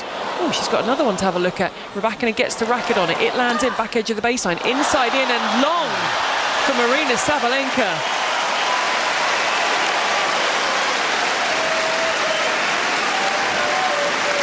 She's almost got a wry smile on her face after that one, Sabalenka. Probably the best reaction she can have. But she's probably pretty wound up by missing that forehand. Rybakina read it so well, the put away. Anticipated and sent it back. Sabalenka looking up to the skies, which are blocked by the roof of the Rod Laver Arena as it was raining early on. The slap back wide from Elena Rybakina. It's another hole. Sabalenka leads by 3 games to 2. Aryna Sabalenka, who does lead by 3 games to 2. It's a bit of a slow burner, this one, isn't it, this final? I feel like it needs an extra injection of sort of some outrageously amazing rally just to get it ignited a bit. Yeah, I mean, they're both clean ball strikers, and said that we're not going to see a lot of 14, 17 shot rallies, if any, in this match. So it's going to be a little bit stop-starty. So whoever can get that first strike in, both of them are serving very well. So it's a lot about the serve, and we sort of expected that, I suppose, coming into this match. And I think, Russell, we've talked so much about the lack of emotion you get from Elena Rybakina, and we all remember when she won Wimbledon. You're like, is she happy? I'm not sure. Surely she's happy. A, she's a member. B, she's a Wimbledon champion. But the difficulty thing for Aryna Sabalenka, the more frustrated she gets. When you get nothing from your opponent, that can just wind you up even more. And this is exactly what Jessica Pegula was saying after the semi-final. No emotion. Is she upset? Is she really, really excited? I've got absolutely no idea. So she was finding that difficult. I suppose if you're trying to just get yourself going based on your opponent's emotions, and she gives you nothing at all, and she gives commentators nothing at all when she wins Grand Slam, Gigi, you have been warned. Should she win this one in straight sets? Well, we'll just have to generate it. It's like, anyone read the Harry Potter book? You know those Dementors? They're called Dementors. And they'd suck the soul out of people. Oh, really? It feels. I mean, no, it's quite strong. But it feels like it kind of sucks the energy. Do you see what I mean, Pat? I can see the headline: Rybakina, soul sucker, wins the Australian Open. But you know that feeling? She sort of sucks the energy out. And if you're playing her, you'll think it just must be quite suffocating. Off backhand from Sabalenka into the corner, the forehand into the centre of the court, the forehand down the line from Rybakina. It's a mid-court ball from Sabalenka, backhand cross-court on the ankle, down the line from Sabalenka, net found by Rybakina, who just didn't move her feet. I think I would prefer to play somebody like her who isn't giving me anything than someone who's totally winding me up down the other end, who is trying to prod and poke and get under your skin psychologically, and everything they do just is a total wind-up to the point where you can actually start affecting your own composure. I think I'd prefer to play her. Love 15. Backhand cross-court from Sabalenka. Oh, beautiful forehand. Beautiful forehand onto the side edge of the sideline, off the return of serve from Rybakina. 15 on. Do you have a player that springs to mind? Oh, there were plenty when I was playing who just were wind-up merchants. Yeah, I'm sure part of the game, wasn't it, back then? Definitely. And you just dreaded playing them. You knew you were in for a rough ride. So you have a choice of a soul sucker or a wind-up merchant. You're going wind-up merchant. No, I'm going, I'd rather play the soul sucker. Oh, you want the soul sucker? Yeah. Oh, I see. I'm not going to get wound up. It's going to spend a lot of emotional energy playing somebody who's 15. prodding and poking. Yeah, it can be too focused on what the opponent's doing and not enough on your own game. 2-3, 30-15. Rybakina just going about her business, winding up, serving. That's a great serve, but a lovely return off the backhand side. The swing on the forehand mid-court from Sabalenka, backhand cross-court. In comes Rybakina, doesn't need to play the volley. The work was done with the ground strokes. The lunging Sabalenka nets the ball and it's game points. 40-15. Just a couple of points ago, it was the first time also that we're starting to see Sabalenka is starting to rant at the box, which tells you that she's feeling uncomfortable, things are not going her way, and she's finding it hard tactically to really get stuck into this match, because whatever she thought she was going to be doing, it hasn't really worked completely. She's not getting that breakthrough that she wants. She's trying to stay calm about this, but you can tell, as Pat said, the crowd really behind Rybakina. They're really enjoying the way she's hitting the ball from the back of the court. Sabalenka runs around the backhand and clubs that forehand cross-court, but it comes back with a little bit more zip on it from Rybakina. It goes down the line, but misses. 40-30. Well, that's the downside of hitting the ball so flat. Goes across to that forehand. It wasn't particularly wide. A bit of topspin, a bit of shape would have been was required, but very flat. Didn't quite get it right, and then floated out. Rybakina serve thunders that in. Oh, it clips top of the tape. It allows Rybakina to set herself up, but she goes back to Sabalenka. Luckily for her, not enough height in the Sabalenka ball. It is 3 games all. The middling part of the set. Is the 7th game any more important than any other game? Some people say yes, some people say, well, no, it's just another game. No, I think this is a huge game. I call it the heart of the set, isn't it? When you get to 3-all like this, you know, the way that the pressure is in the scoreline of tennis, you know, whoever gets to 4-3 can then, you know, either pile enormous pressure on that next game. Depending on whether you're serving or swinging at returns, you can go for a little bit more because it's just the scoreline pressure. And Sabalenka up against it here, can't really afford any wriggle room here. She makes some errors in this game and goes down a break. With the way Rybakina is serving, it's going to look like an uphill battle.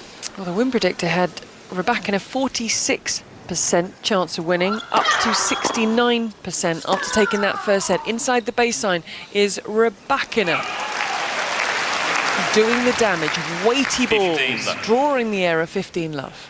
Yeah, very strange slice forehand there from Rybakina. She's doing so well on those that she wanted to just float it back into play. There's no need to do that. She wasn't really in defensive position. Sabalenka misses out wide, sort of scratches the back of her neck with her left hand, then gets the ball, bounces it with the face to racket, then with the left hand.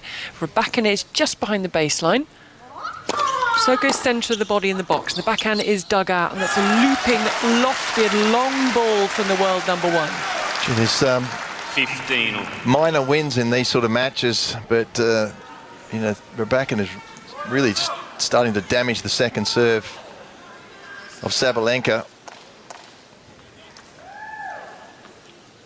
Anything short, she's really going after. Sabalenka winds herself up, serves and misses down the tee. So it's 3-all, 15-all second set. Rybakina having taken the first set by 6-4. A 4th consecutive Australian Open final for Aryna Sabalenka, who lost this time last year to Madison Keys. Oh, great second serve. Right on the service line, and Rybakina decided to take it on, but it was just a little bit too good. She smacked her backhand down the line, but it was another foot or so shorter. She would have picked that one off, but it was a great second serve. 30-15, Sabalenka serves down the tee. Forehand is in play. The off forehand from Rybakina. Here's a double-handed backhand cross-court. The backhand cross-court from Sabalenka. The slice beautifully done down the line. Dropped over by Sabalenka. Picked up by Rybakina. Got by Sabalenka. The volley from Sabalenka is a winner through the middle of the court. Lunging volley winner from the world number 1 for game points. Oh, it's the best point of the match so far, and I think the match needed that. The final needed it, and you can hear the electricity from the crowd. They really engaged in that last point, and maybe that might be the lift that Sabalenka needs.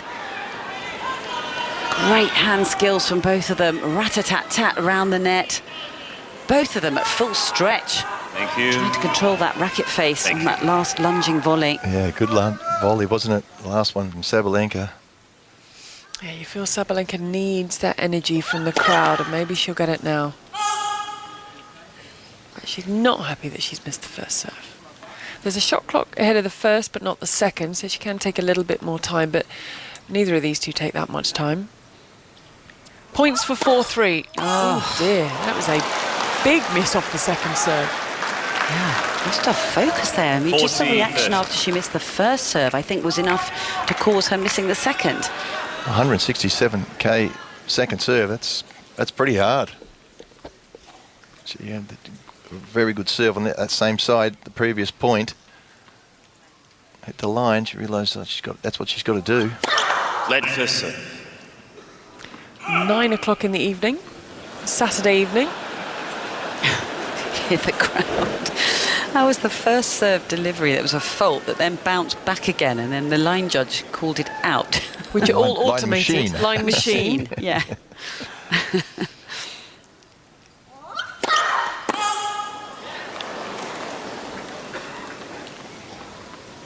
Still game point at 40-30, but a second serve now for Elena Rybakina to try and attack. Rybakina's inside the baseline. She plays the backhand down the line, winner. Soft serve, eaten up by Elena Rybakina, who takes us to deuce. That's why the second serves are so important. Deuce. Perfect second serve. In this service game, followed by a double fault, trying to do the same thing, and this time she made sure she got it in, but was just sitting there. Rybakina's standing up. She's just ready, just in case the ball's short. Little fist pump from the Kazakh. Sabalenka serves down the tee, the stretch, good serve, game point. Advantage Sabalenka.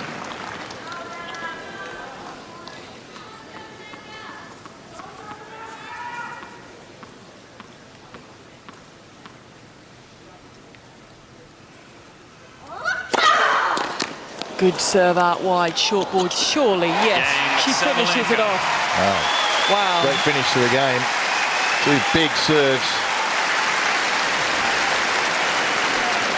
4-3 on serve, second set, and I think, Annabelle, she will be, Sabalenka, mightily relieved, because it got a little bit closer when it went to deuce that she's sitting down with the scoreboard lead. Yeah, and every time, I've watched her in matches recently when the scoreline is getting a little bit tight, you never ever expect her to hold back. She's a very brave tennis player. She loves to put her heart and soul on the line, and she says, I trust myself, I back myself, I know what I've done in practice, and I know I can reproduce it when it really matters, so why not? I'd rather play like that, live by the sword, die by the sword. And she came up with a big serve there when it was just getting a little bit tight. Yeah. But she's still not she's not in control of this match at all. I mean, I feel very much the opposite, actually. I feel it's Rybakina that's really holding the cards at the moment, and if she keeps on continuing the way she looks to be, then she will be holding that trophy. But of course, there's a long way to go yet.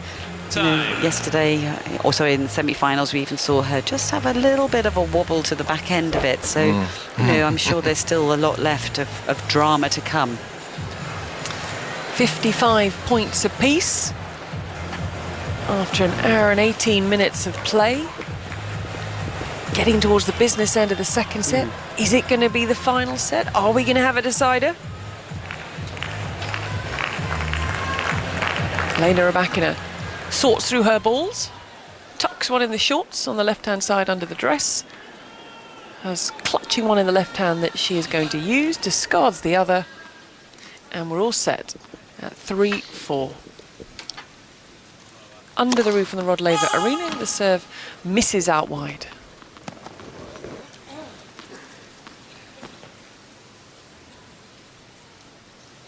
Second serve goes down the tee, sits up. The off backhand is in play cross court, and Sabalenka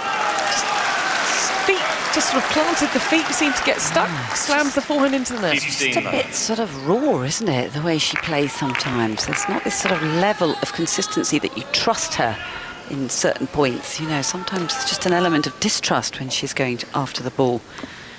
This can be a bit wild sometimes. Serve out wide, cut back off the backhand side, inside in goes Elena Rybakina, who hits the forehand cross court very deep. Down the line from Sabalenka, stops a little bit short. A moon ball from Rybakina, taken out out of the air from Sabalenka, hits the top of the tape, goes back her own side, and it's 30-love. Clever play, because it was a moon balls or 30-love. defensive shot, and it was one of those shots that she let it bounce, she would go way back, sort of almost behind the baseline, and she thought, oh, I can come in and attack this, but it's just a little bit slow on the reaction to come in, and ended up hitting the drive volley right about her knees. 40-love. Ace down the tee, game points after an hour and 20 minutes at 9:05 on a Saturday evening.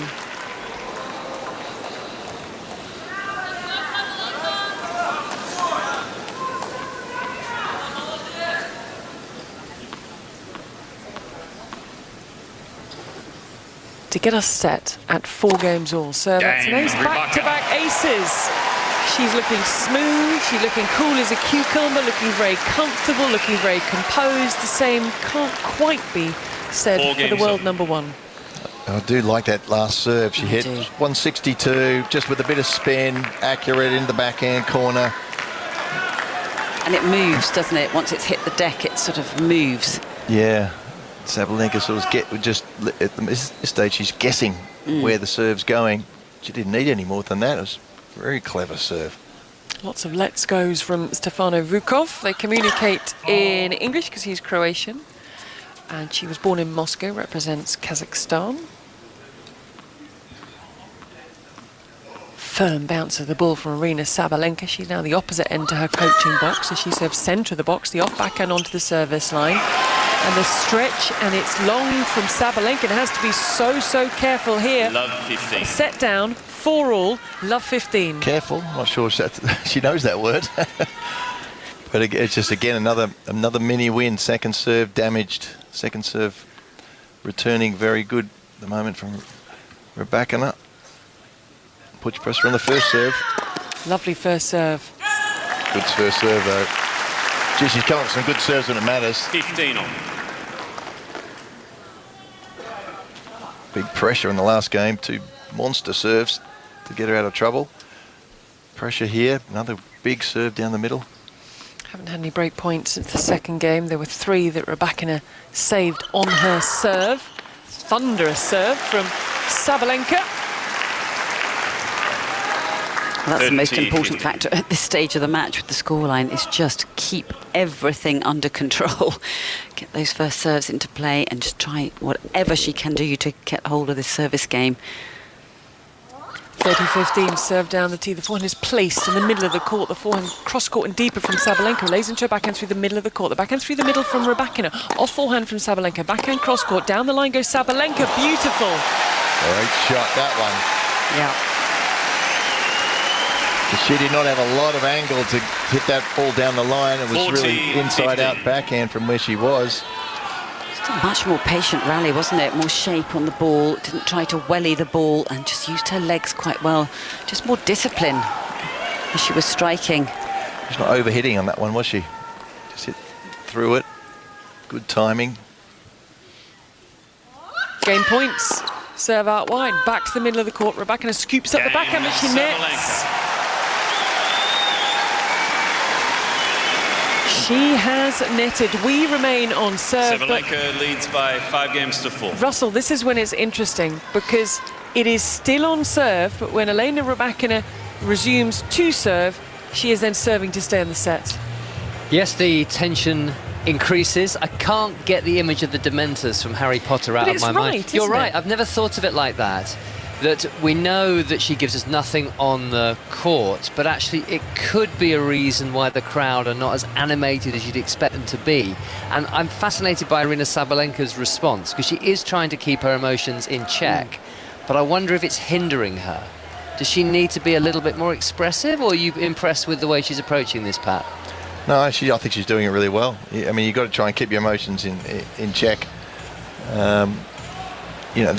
Things don't always go your way in Grand Slam finals. It's just, and you got to ride it. You can't play your best tennis in Grand Slam finals. Very rarely do we see both players. I mean, it's occasionally to get two of the guys just absolutely thumping the ball, like we did in the French Open this year.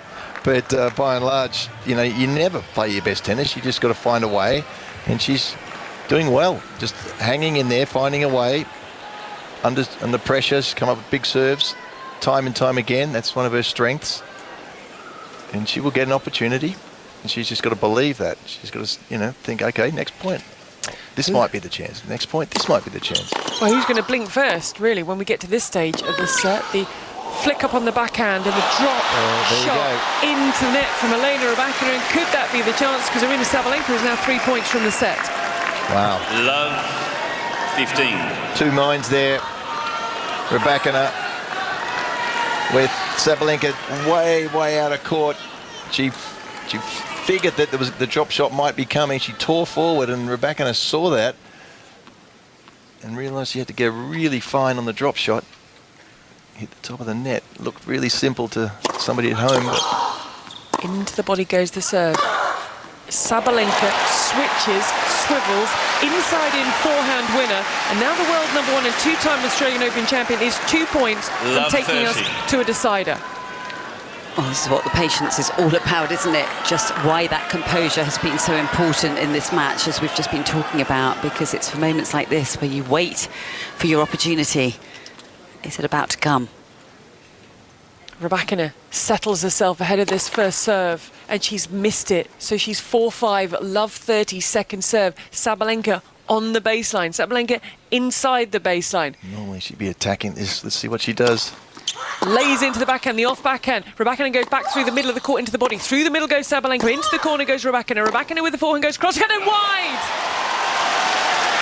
Rybakina is wide, and it's triple set point for Aryna Sabalenka after an hour and 26 minutes of play.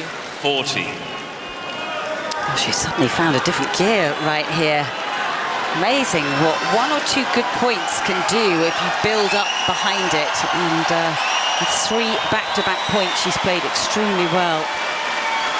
The nerves down the other end. That drop shot. Oof.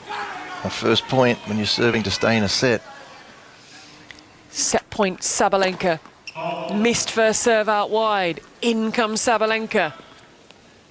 Rybakina head down, bouncing the ball inside the baseline. Wide stance Sabalenka and set point. Are we going the distance? Second serve kicks up. It's floated back. It draws Rybakina in, who slices up the line. Rybakina goes for the pass. She's got it! Second set, Sabalenka. We are going the distance. The crowd inside the Rod Laver Arena rise to their feet. There's a man dancing in the aisles, because after an hour and a half of play of this women's singles final, we have a deciding set, a 1-set shootout to confirm your champion in Australia for 2026. So I really hope you can stay with us for the decider. It's coming up with the time at 11 minutes past 10 after the news here on 5 Live with Andrew Strachan. The voice of the UK. This is BBC Radio 5 Live. Thank you. Pictures appearing to show Andrew Mountbatten-Windsor crouched over an unidentified woman are featured in the latest disclosure of files linked to Jeffrey Epstein. It's not known where they were taken. Mr. Mountbatten-Windsor has previously denied any wrongdoing. There's been an angry reaction from victims after the Justice Department said this is the final batch to be published. But the Republican Congressman Glenn Grothman, who sits on the House Oversight Committee, says there is more. I'm told there are 1 million documents or 1 million pages that are not released, but that individual congressmen can view them in private setting. And I intend to look at a few, but I mean, how long would it take to literally go through 1 million pages? I'm still a little bit worried that they're hiding something, and it's such a big blizzard, it might take almost years to go through everything. The Prime Minister will meet his Japanese counterpart in Tokyo later after completing a 3-day visit to China. Sakir is expected to have dinner with Sanae Takaichi and then fly back to London. A row about immigration enforcement has caused a partial shutdown of the US government despite a last-ditch funding deal approved by the Senate. The closure is likely to end on Monday. And HM Revenue and Customs is expanding the opening of its phone lines and web services ahead of the deadline tonight for self-assessment tax returns. Hundreds of thousands of people are yet to complete their tax return and could face a fine. The Original Hustler is back. The next 12 weeks will be the toughest of your life. And his new hustlers are gonna bring in the money. We can go in at 10k. For $10,000, we'd expect a private jet to go and see the pyramids. What? Gonna take on the world. We're running about Hong Kong and it's absolutely chaotic. gonna face the music. One of the worst performances in the history of this process. You're fired. Hustlers gonna hustle. The Apprentice. Watch on BBC iPlayer. The Australian Open Singles Finals on 5 Live Sports and BBC Sounds. Where we're about to go into a deciding set here in Melbourne, but Elena Rybakina, who just lost that second set, has left the court, and Aryna Sabalenka is talking to her box, so we can bring you some other sports news. And Australia will be without Seamer Pat Cummins at the upcoming T20 World Cup. He's continuing his recovery from a back injury that saw him miss the majority of the Ashes. Ireland beat the UAE by 30 runs to seal their two-match T20 series 2-0.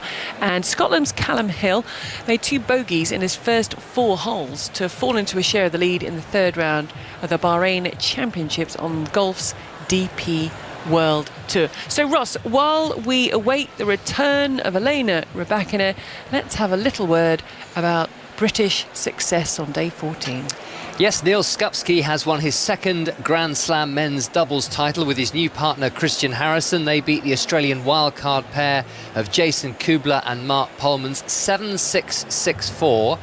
So it's another British success in the doubles here in Melbourne. Henry Patton was the winner with Harry Heliovara last year, and really nice for Neil Skupski, who had a very, very good season with Joe Salisbury last year, but they kept on falling in the championship matches. Lost the final of the French Open, lost the final of the US Open, having had 3 championship points.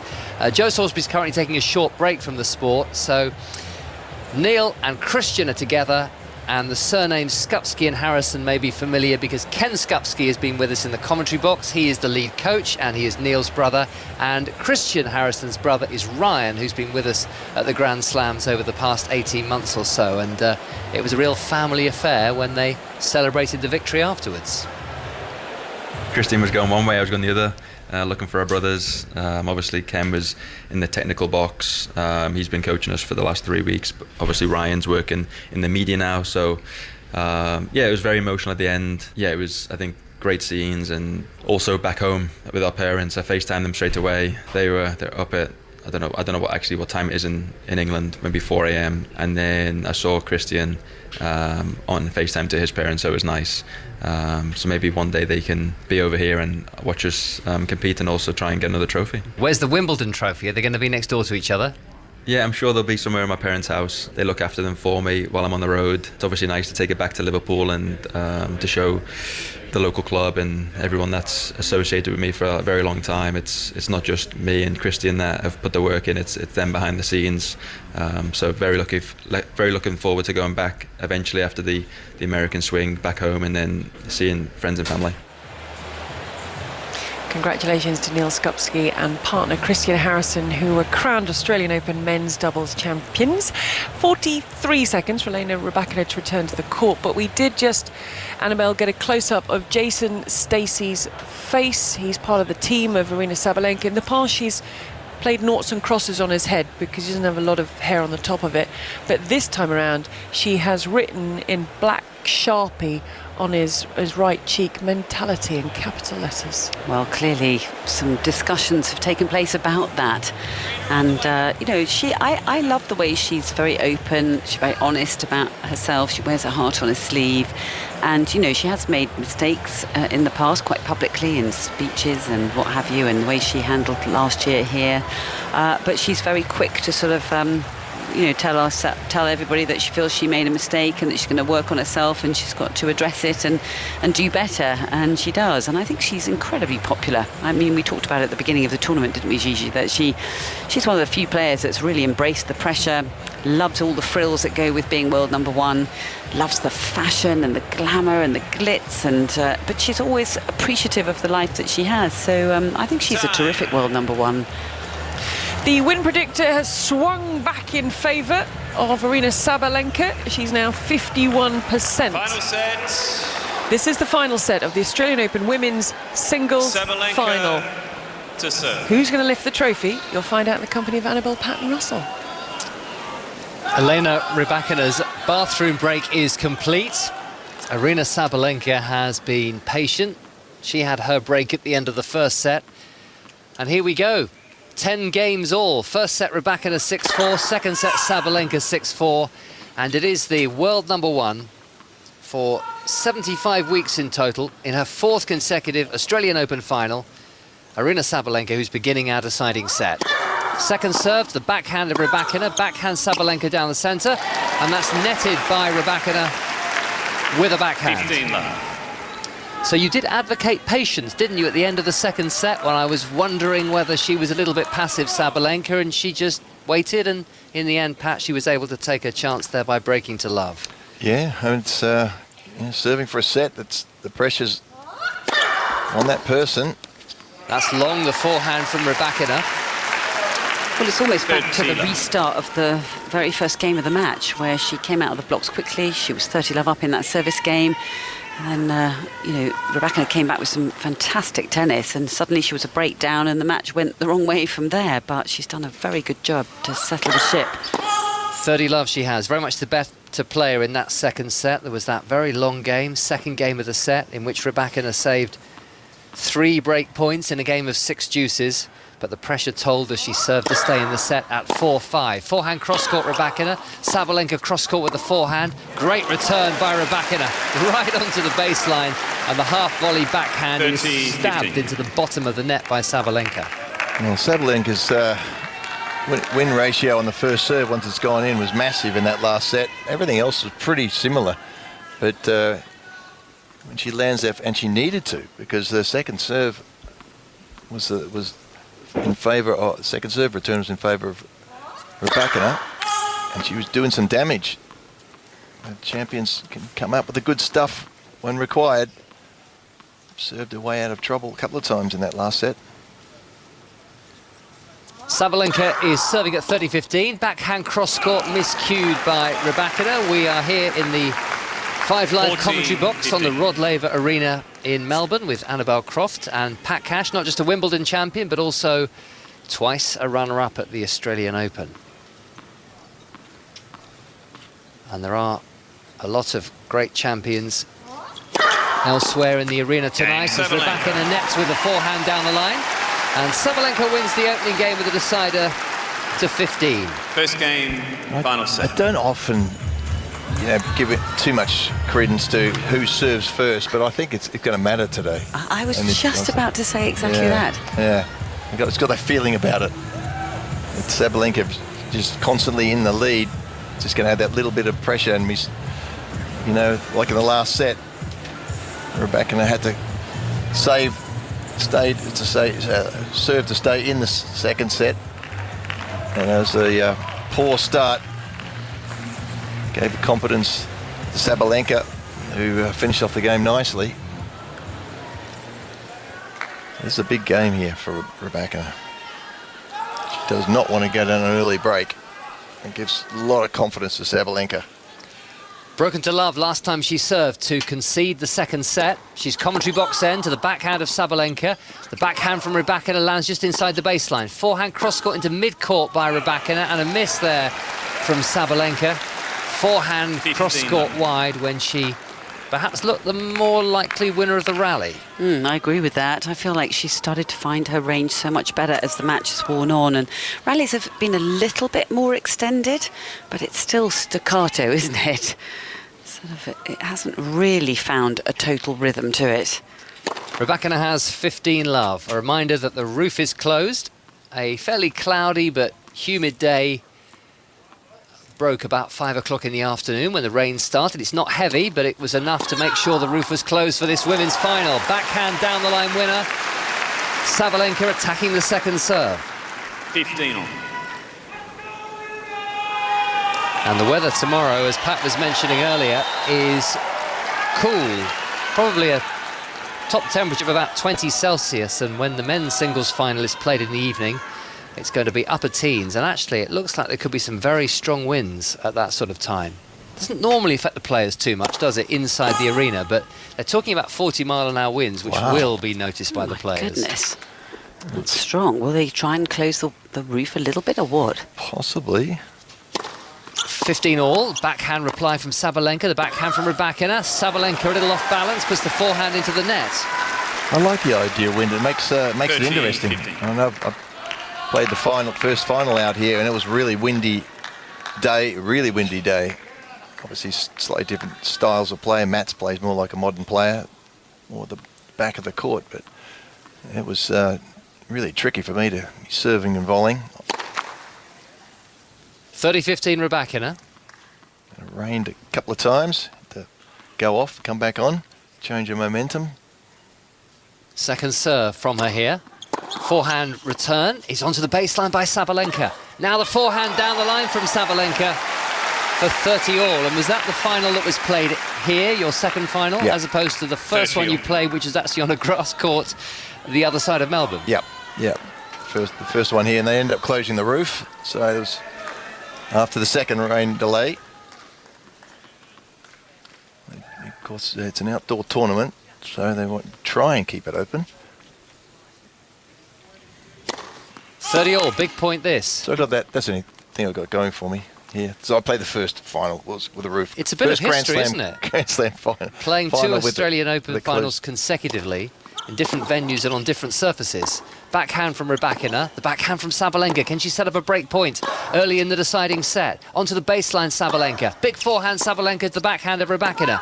Backhand cross-court, Sabalenka. Rybakina again to the backhand of Sabalenka. Great rally this. They're both hitting right to the back of the court. Fabulous depth. Backhand cross-court, Sabalenka.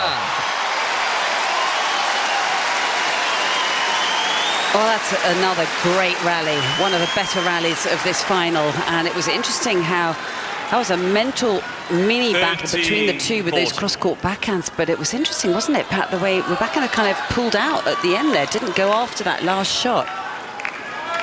Just couldn't find it in the legs. That was a good hit, Sabalenka.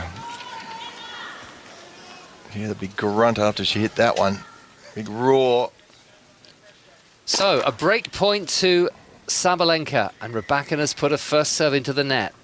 The momentum is with the world number one and the two-time champion here at the Australian Open. A chance to break for 2-love on the second serve of Rybakina. Backhand down the line winner from Sabalenka.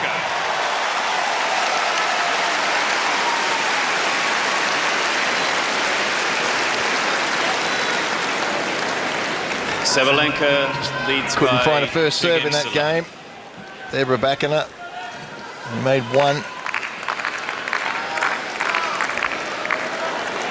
And his second serve has been very effective the first couple of serves, first couple of sets, but Sabalenka's getting hold of it now. Got her eye in on it. Yeah, was that new ball she just held up? Was that new balls? I couldn't tell. It looked like she held the ball up. 22 games. Thank you. No. Maybe not. Maybe she was just, I don't know, showing the ball anyway. 4 games in a row won by Sabalenka.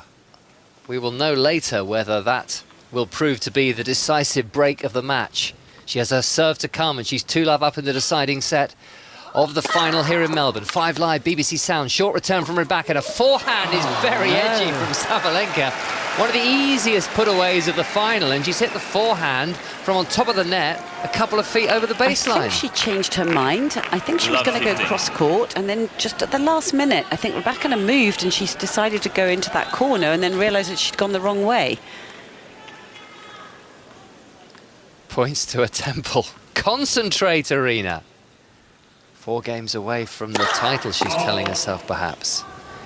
Love 15 down. Just opens the door a fraction to the Wimbledon champion of 2022, Elena Rybakina. Eyeing up a second serve here. Backhand return from her. Down the line with the backhand. Lovely redirection from the world number one. She's a different player to the one we saw and were commentating on in that first set, where she looked a little out of sorts. She was struggling to kind of find her range and rhythm on the back of the court. She was late on everything. Now she's the one on top of the rallies and dictating it, and she's starting to bring that backhand up the line much more into play. Yeah, backhand's working nicely, isn't it, now? Yeah. She just looks so much more comfortable. 2-love, 15 all. Backhand from Sabalenka, sitting up for Rybakina, who does make no mistake with a forehand. From the service box, down the line, and creating an opportunity from where she may be able to get back on serve. Feel it ramping up this final. It's getting better and better. A deciding set to decide the first women's Grand Slam singles title of 2026. Backhand reply, netted by Rybakina. I keep studying this serve to the outside that we talked about yesterday, Pat, where a player will slightly serve the ball toss to the left and give themselves space with the body to go out wide, and she's doing it a little bit as well, isn't she? Yeah, she does. She's got a good ball toss. I think one of the reasons she can hit powerfully. 30 all. Crucial stages with Sabalenka 2-love in front. She could be halfway to the victory post in this final set if she holds here. But this is a second serve for the 27-year-old world number one. She lets the ball bounce. It's very quiet in the Rod Laver Arena. There were lots of chants of Aussie, Aussie, Aussie during the men's doubles final earlier.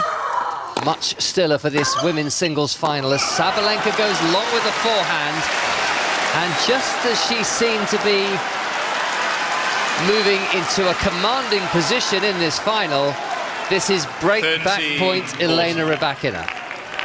Well, she's come up with big serves when it matters today, Sabalenka. She needs one now. Rybakina's doing well. I keep harking on about it, but it's the second serve. It's been damaged. Break-back point for Rybakina. Forehand return, but a let is called.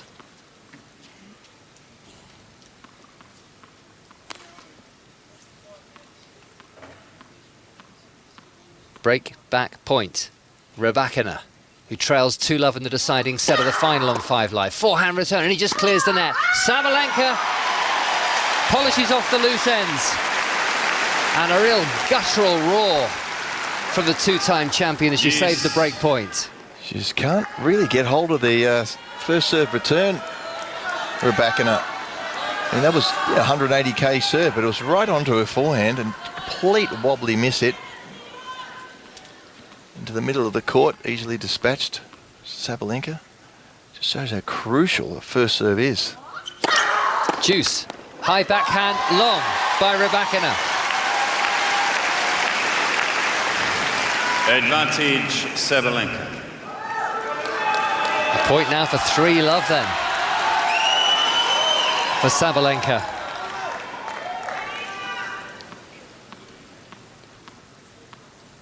After 1 hour and 47 minutes of the final, Sabalenka serves, backhand Rybakina, just over the net, forehand cross-court Sabalenka, the lob from Rybakina, Sabalenka all over this smash. Sabalenka. And she has made a potentially decisive break. 5 games in a row now to the world number one. Sabalenka. She wins a tight second and storms into a 3-love deciding set lead, Gigi. She will feel mightily relieved after that 3 holes of serve away from winning her 3rd Australian Open singles title. A reminder that 5 Live Sport will be on air from midday with Mark Champion. We got a lot of football to bring you. Our base from 3 o'clock, the commentary base, will be Leeds against Arsenal. We've got Chelsea against West Ham, that's 5:30 kickoff. And over on Sports Extra commentary at 3 is Brighton against Everton. Now, we've talked a little bit about how routine, I think, Annabelle, that's the right word, that this tournament was until yesterday, those 2 men's semi-finals, and we get our first 5-setters on the Rod Laver Arena. Would you believe that this is the first women's match that has gone to a deciding set since the 4th round last Sunday? Yeah, that is incredible, because there was a period of time when we were saying quite the opposite, that all the matches were going best of 3 sets or best of 5, and they were so long and drawn out, and how are we going to speed up our sport, because, you know, some of the women's matches particularly were going, 3 to 3.5 hours, but it's been very different, hasn't it? I mean, a lot of people have said the court's quite pacey, so I guess we're getting shorter rallies. If you're a big server, then it's shortening up everything anyway, but it is extraordinary to think that this is the first time since that 4th round. I mean, I can't believe that myself. 3-love. Sabalenka flying. Is she flying to a 5th Grand Slam title? It's only the 1 break of serve, and this is Elena Rybakina after the change of ends. Love 3 down, and serving to the backhand of Sabalenka, and the return is long. 15-love. One of these women and their teams is going to have a spectacular night out in Melbourne, the other one will be licking their wounds, having come so close to winning a Grand Slam title. It all comes down to this final set. Excellent serve by Rybakina as she moves to 30 love. Yeah, there's always a big photo session tomorrow, isn't there, down by the Yarra River, and if they've been out partying late, then they have to get up early and face the world press. Yeah. Try and put a nice dress on and makeup and hair. Yarra River. Yarra. Yarra. Yarra. Yarra. Oh, Yarra. Forehand return from Rybakina. The drop shot from Sabalenka with lovely side spin. You've got to get my Aussie accent going. Yarra. Yarra. There you go. 30-50. Now, if Sabalenka wins, we know she parties hard. She's made that very, very clear. Elena Rybakina gives very little away about herself. But you've got to look out for the quiet ones. So maybe she does go large. When she won the tour final, she said, I'm going to go to a couple of stops in Europe to see some friends, and then I'm going to Dubai. And I said, how are you going to celebrate? She said, no, that's it. That's nothing. Well, that is seemingly very in character.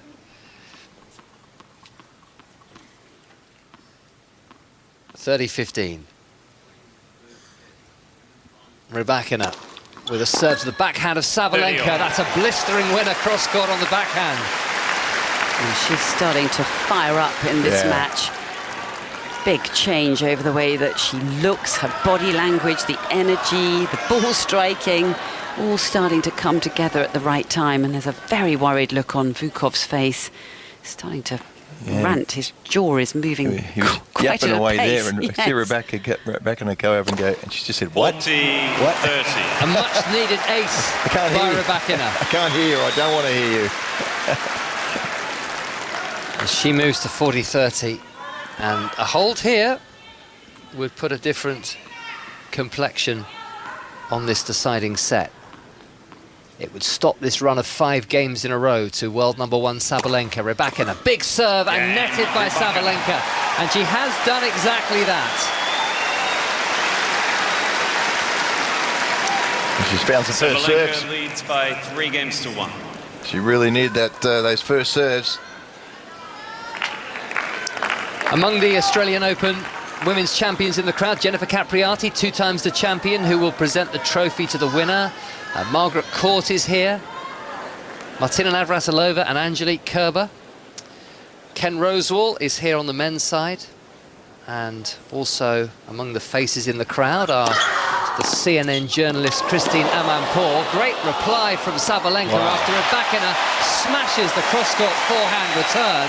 But it's an easy put away at the net by the player from Kazakhstan. That reminded me of the way she started the match when she broke in the first game. 15. And maybe she thinks it's time to bring the hammer. Yeah, that was shock tactics there from Rybakina, wasn't it? Looks a little more energised than we're used to down the other end all of a sudden. Saw her doing a few kickbacks with her feet before she hit that return serve. Sabalenka just missing the first serve. Love 15 down. She has the advantage, she has the initiative. But she is still quite a long way from the tape. Serves the backhand of Rybakina. Rybakina hammers the ball back at Sabalenka. Rybakina wide with the forehand. 15. Good reply after the second serve. She got stuck into it, didn't she, Rybakina? Stood up, hit it hard, but it was pretty much straight to the forehand, and Sabalenka did well to control that really well. Sign that she's used to the pace now. 3-1, 15 all, backhand chipped back by Rybakina, cross court with the backhand Sabalenka. Sabalenka will slice into the net.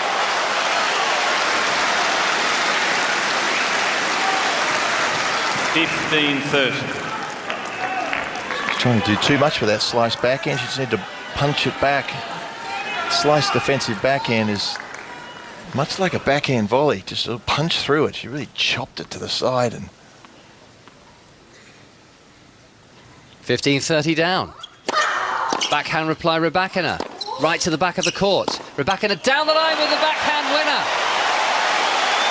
Well, she's making some first serve returns in this game.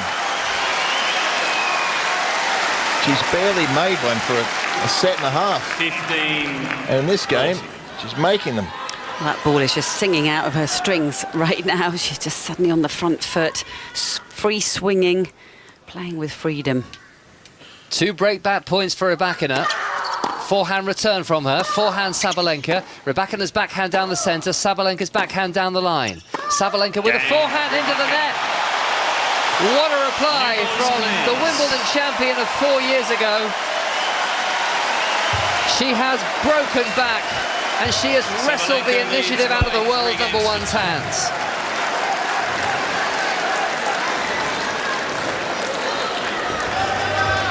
Well, what a change there, Pat. Aryna Sabalenka, 3-love at one point, 3 holds away, and a complete change. The difference for you, what, Elena Rybakina was just swinging?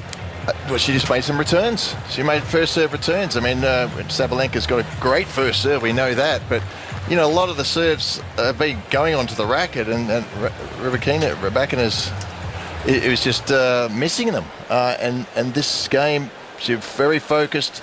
3 good first serves from Sabalenka and 3 really good returns, and you know, that makes a difference. You can't just rely on waiting for the second serve.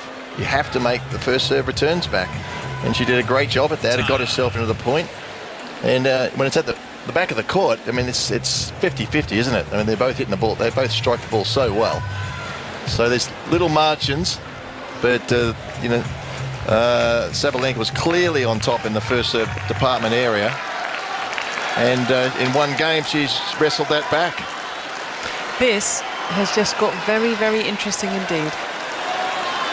It most definitely has, and you can always sense with the energy of the crowd, and that has shifted completely. It's, yeah, it's more electrifying. Sabalenka is going to have to win it again. Not that she had won the title, but 3-love was a very handy lead with that run of 5 games in a row, but a very different story now. 2-3, Rybakina with a second serve to the backhand of Sabalenka. Rybakina's backhand down the centre. Great hitting and almost falling over and falling backwards, Sabalenka, as she puts a backhand into the net. It's just incredible depth from Rybakina right onto that baseline. It's been a good match as far as depth is concerned. Both players hitting the ball deep. Rybakina gets it seems to come off even faster. 15-love, great serve from Rybakina, but a nice chopped return by Sabalenka, and now a squash shot forehand keeps the rally alive, and Sabalenka wins the point as Rybakina, with a bit of work to do, but the court gaping, hits a forehand long. Well, just a slight shake of the head there from Rybakina. That's about the maximum you're going to get out of her as she's missed that forehand. But that was worth the chase from Sabalenka, wasn't it? Tracking down that ball, very defensive, chopped it back. She's just a bit better in that area, isn't she? The defensive stuff. 15 all. 1 hour and 57 minutes played. Rybakina just missing the first serve. If you're with us for the first time from the Australian Open this fortnight, you may not know that the net posts flash red when the ball is out. Backhand reply, netted by Sabalenka. That is to give a visual cue to spectators who used to have a cue from the lines judges, who would put their arm out or their palms flat to the ground to signal whether the ball was in or out. And sometimes, although not here in Melbourne this fortnight, those calls get swallowed up when the crowd are at their most excitable. And now there is no doubt whether the call is in or out. I quite like it. Yeah, I like it's it. Been it's a good really addition. Good. Yeah. 30-15. 2-3. Second serve Rybakina. Backhand Sabalenka right onto the baseline. She's trying to fire herself up down the other end, Sabalenka, because she's losing her grip on this match. It's slipping through her fingers. Ah, what a big point this is. 30 all. First set Rybakina by 6-4. Second set Sabalenka by 6-4. And if Rybakina does win this service game, she's fractionally missed an ace down the tee, then it will be level in the third set at 3 games all. 5 Live, BBC Sounds, live from Melbourne this Saturday morning. Backhand is long from Rybakina, and Sabalenka will have another chance to break. That was a clever return of serve from Sabalenka. Didn't try to do too much, but just sent it hard, flat, aggressively down the centre of the court and just took time away from Rybakina. I didn't think she expected that. Normally she's gone into one side or the other, but that time right down the middle of the court. Break point again for the world number 1. And here comes a second serve from Rybakina. World number 5 against world number 1. Rybakina break point down, second serve. Backhand Sabalenka cross court and wide. Oh, that second serve barely squeaked over the net. Yeah, it was very wobbly, wasn't it? It was just almost so short and so soft. Juice. Fooled Sabalenka. She caught it just a fraction early. Hooked it wide. 75 miles an hour. But ultimately it did the job, even if it didn't look convincing. It's juice. Rybakina to the forehand of Sabalenka, and that is wide and long.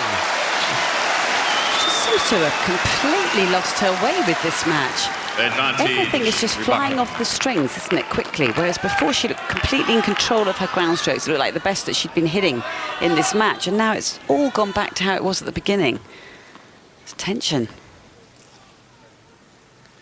A point for 3-all then for Rybakina. Backhand Sabalenka is over the baseline. Rybakina's turn to go on a run. She's won 3 games in a row. From love 3 to 3-all in the deciding set of the Australian Open women's singles final. Well, both teams, and there's about 4 or 5 in each of them, are all on their feet. Both sides of the court. They're always trying to outdo each other, the teams, aren't they? This is very much like a men's match, isn't it? Big first serves win the points. Can you neutralise the big first serve or not? Second serve, you can have a chance of attack. Sabalenka now needs to stop the rot at 3 games all as she narrowly misses what would have been an ace down the tee.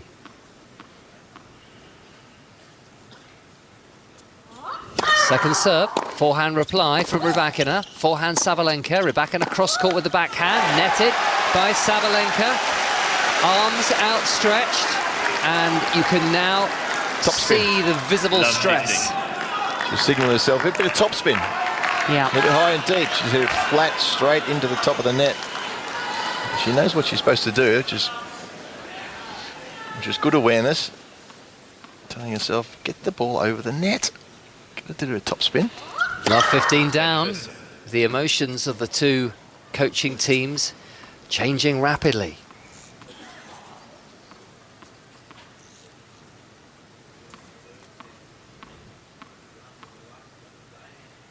We played over 2 hours now. 2 hours and 2 minutes. Oh, I thought that was a double fault.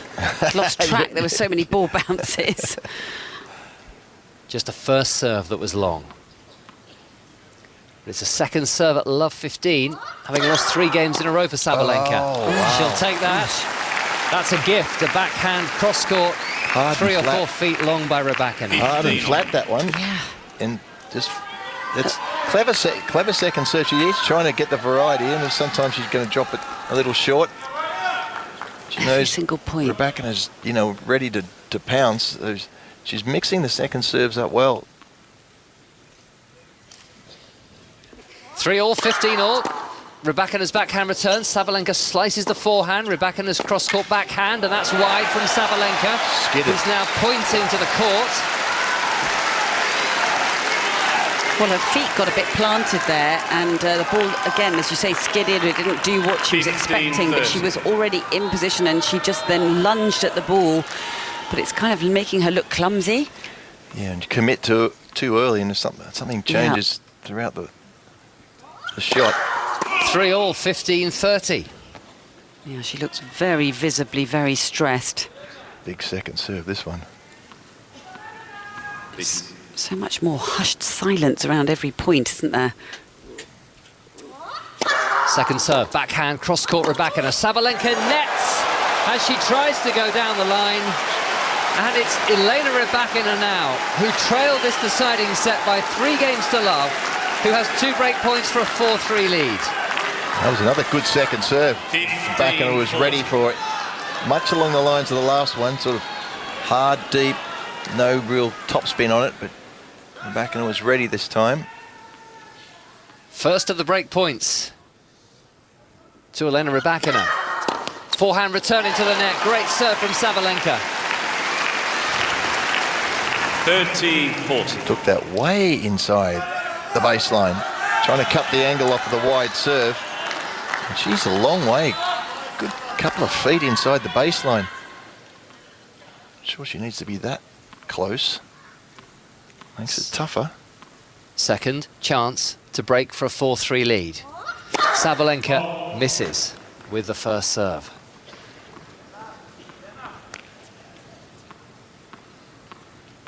She lost an agonisingly close Australian Open final last year, Sabalenka. Break point down, Rybakina with the backhand cross-court. Sabalenka's backhand, Rybakina with the backhand. Sabalenka's got the mid-court ball and she's netted.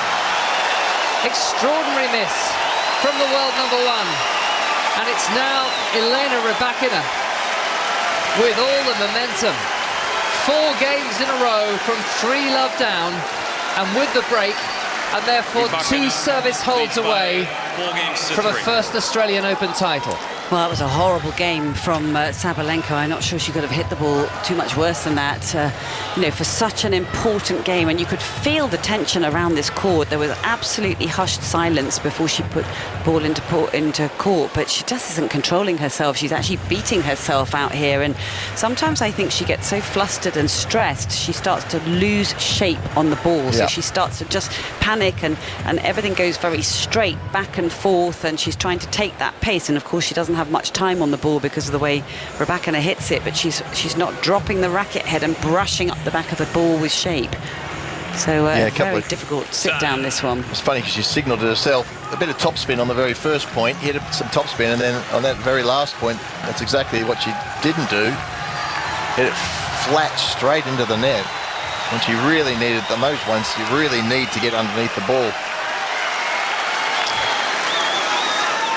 4-3. What a turnaround for Rybakina. 2 games away from the title. It would be a second at Grand Slam level and the first since Wimbledon 2022. She's missed the first serve.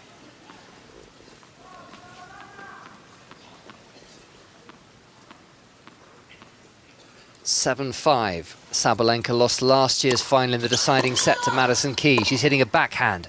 Drop shot from Sabalenka. It's a little deep. The slice backhand from Rybakina. Sabalenka with the pass. Great pass.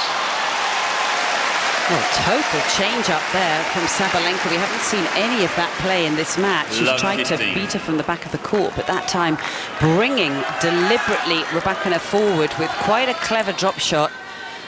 And she can see that she's stranded at the net and finds the gap down the line. It's a good passing shot. Almost a half volley, wasn't it? Rybakina did the right thing, just pushed it deep with a bit of power right down the middle, no angles, but Sabalenka, great shot. Good serve to the backhand. The slice backhand by Sabalenka drifts well over the baseline.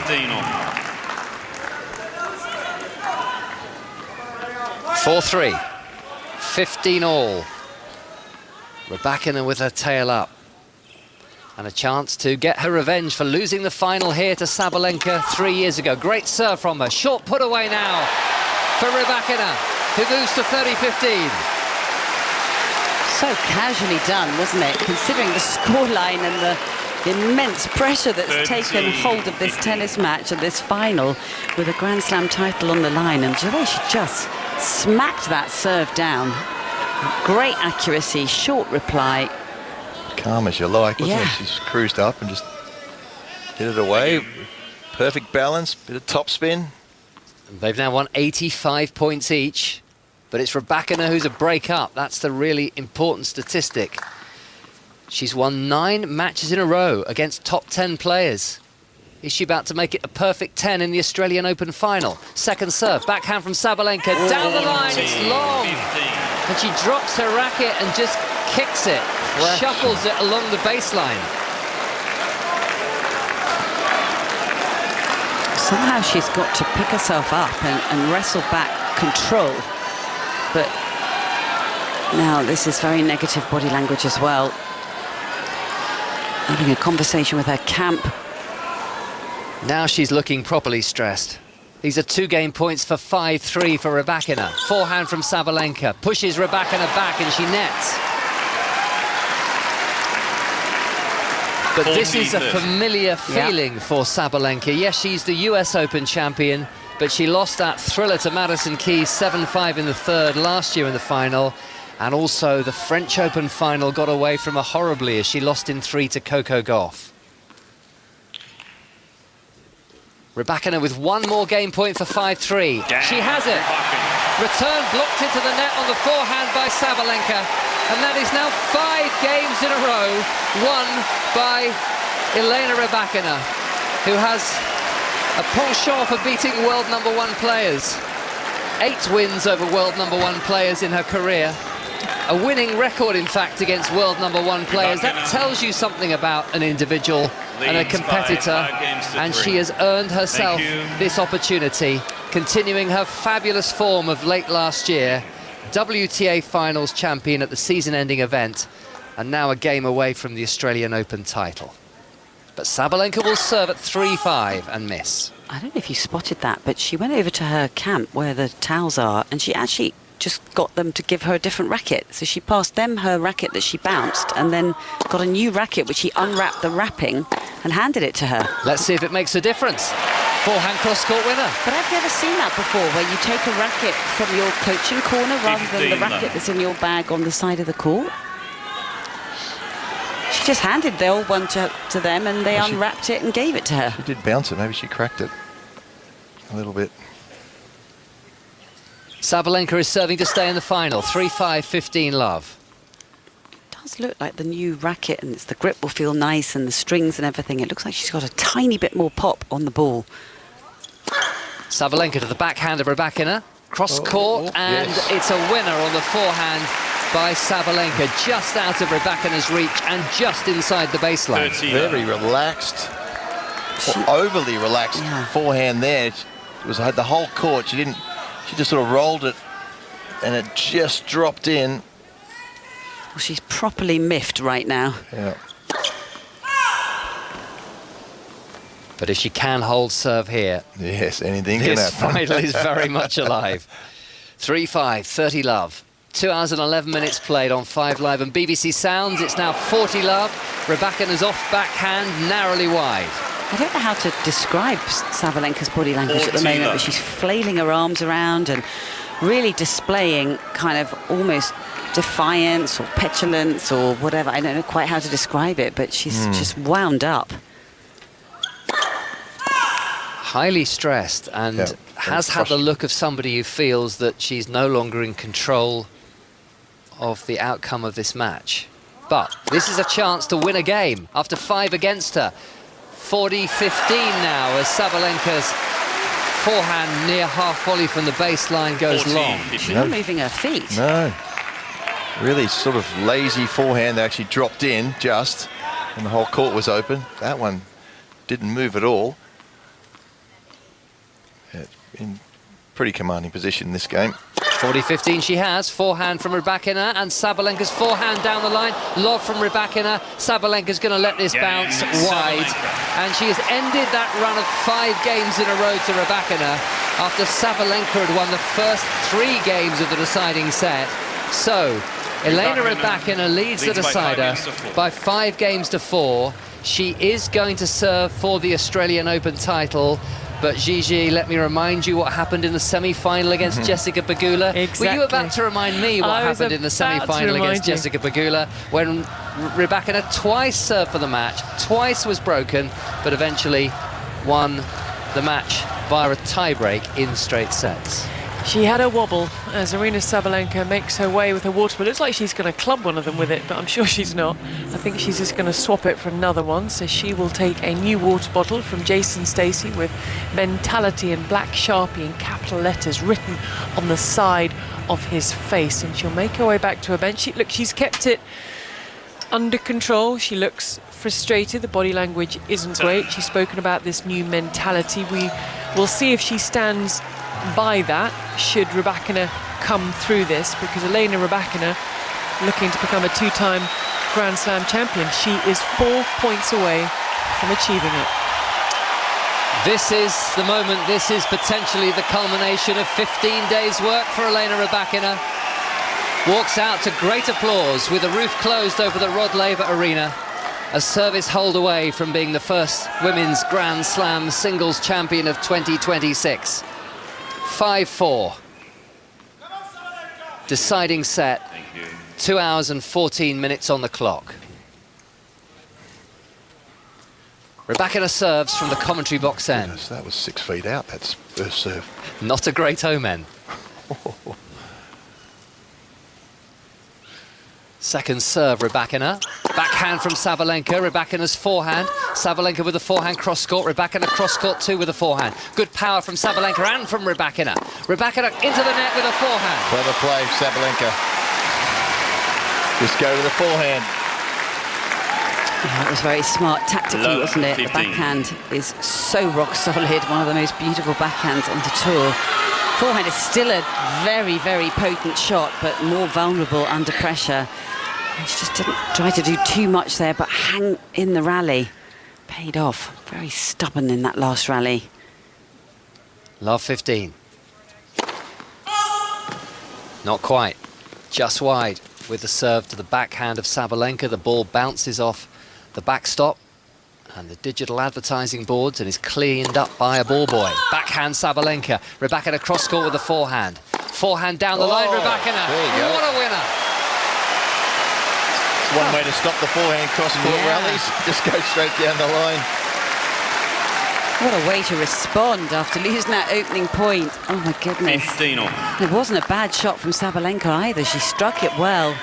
But it was almost as if Rybakina took the pace from Sabalenka and just redirected it.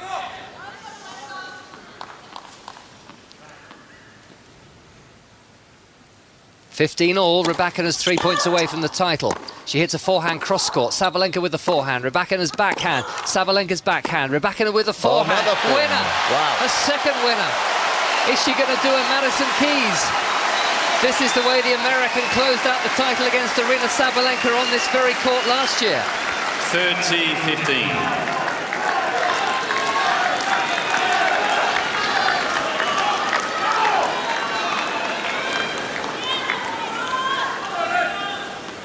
Sabalenka helpless in the face of those two winners. Rybakina just misses the first serve. That was a shocking ball. So far out to the right, wasn't it? And lunging and reaching for it. Nervy. Second serve. Rybakina just clears the net. Down the line, backhand winner from Sabalenka. There was very little on that serve, and Sabalenka took full advantage. 30 all. Yeah, she knew there was going to be a safe second serve there. She put a bit of kick on it, but it wasn't much net, on it. Didn't it? Yeah, it wasn't much on it. Elena Rybakina serving for the Australian Open title. 5-4 up in the deciding set against world number one Aryna Sabalenka, and now has championship point as she sends a service winner to the backhand of Sabalenka. 40-30. Well, a woman who has had some triumphs but many struggles since winning the Wimbledon title in 2022. Lots of health problems and insomnia, is now on the brink of a second Grand Slam title. This is championship point, Rybakina. It's an ace from Rybakina, who clenches her left fist in celebration.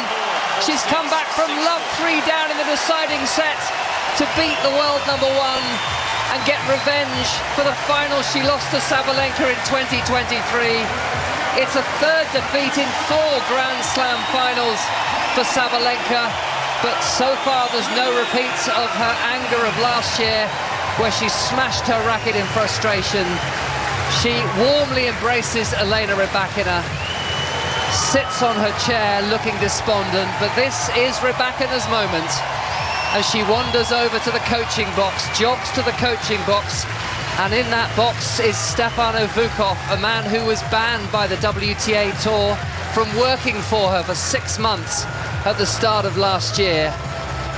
They were allowed to be reunited, and in January 2026, Elena Rybakina has become a Grand Slam champion again, a Wimbledon champion, and now an Australian Open champion. Well, it was a great performance. I mean, she was gone for all money, really, in the third set. I thought Sabalenka wasn't that far away from a double break and just pulled off, started making the first serve returns, which was absolutely crucial, put together a really good game to break back, and then she just continued to return really well and serve just so beautifully through I didn't see all their matches, but certainly the last two matches she served really well. Second serve was very effective in a lot of that match. And, full credit to it. And her forehand held up nicely. I think she got all the jitters out in the semi-final. I had a feeling that's, I think I mentioned it afterwards, I think she'll be less nervy in the final than she was in the semi-final when she had had a huge lead and then got nervous. But yeah, very well played. And Sabalenka, well, she's going to have to go and have a little bit more things to think about. She sort of capitulated, didn't she? Oh, she really did. I felt like she, beat herself quite a bit in that final set. And the minute the panic set in, she has this thing where it just steamrolls through in the wrong direction and she can't stop it. And then suddenly the techniques on her ground strokes, and particularly the forehand go, she was sort of rolling the racket face over, not getting any shape on the ball. And when you compared the techniques towards the back end of the match, Rybakina is so beautiful, the way she, middles the ball and it comes and sings out of the strings, and she handled that last game so well, considering love 15 down, lost that forehand rally, and then came up trumps that forehand winner up the line, and then back-to-back aces to finish off the match. I mean, what a way to close out the match there. And understandably, Sabalenka a little bit emotional on the chair.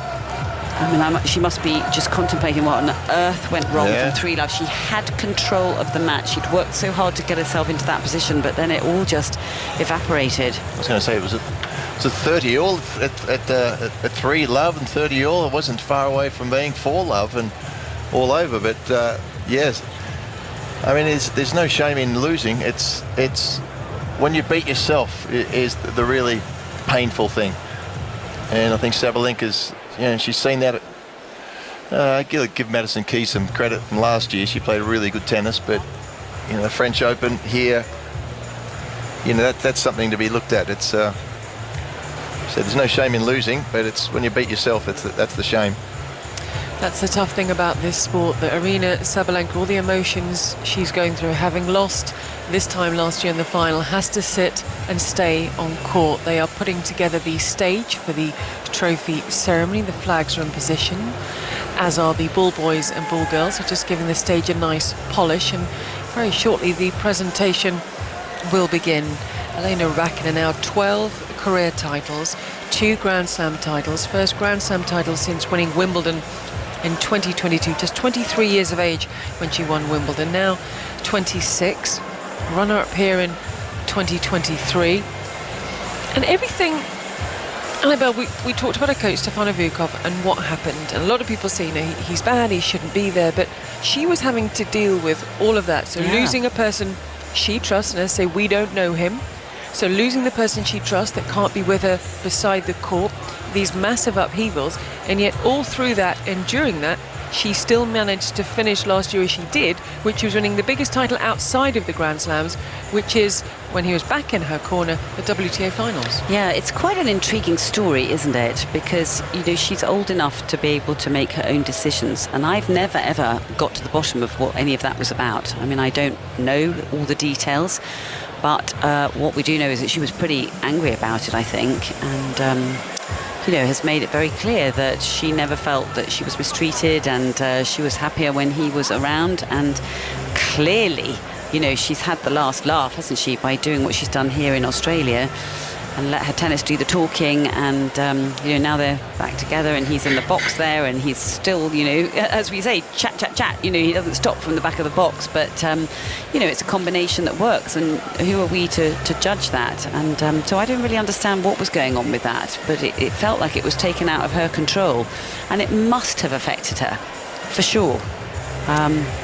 Anyway, she strikes me as a very, very nice person, very calm, very sweet-natured, and very, very likeable. So I think she's going to be a very popular winner here. The rankings, she will go to number 3 in the world. She's taken her place in the centre of the Rod Laver Arena. Her coach Stefano Vukov was beside her at the bench because they award the coaches a trophy, Russell, don't they? This is the one Grand Slam where the coaches are appreciated and honoured for the work they do.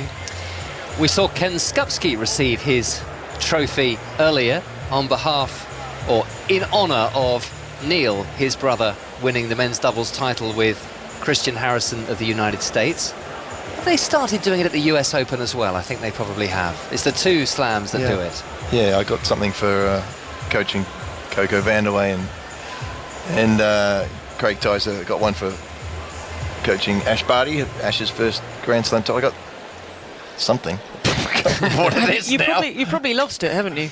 I think I have. Oh. You know, I don't know where my Wimbledon trophy is either. You try and think while we join Todd Woodbridge on the centre of Rod Laver Arena. The land on which we gather tonight, and pay my respects to their elders past and present, and extend that respect to the Aboriginal and Torres Strait Islanders people that are here this evening.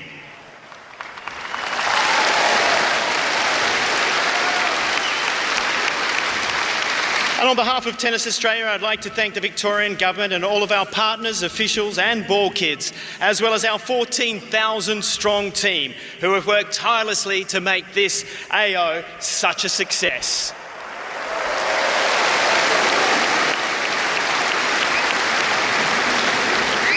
And joining us tonight for the presentation are the new chair of Tennis Australia, Chris Harrop. Chris, it's great to see you on the court for the first time in this role, and welcome.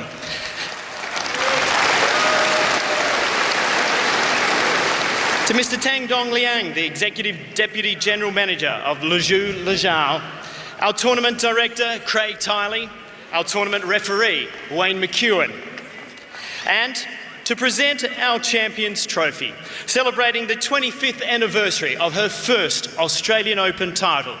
It's so great to welcome back on Rod Laver Arena. Put your hands together for Jennifer Capriati.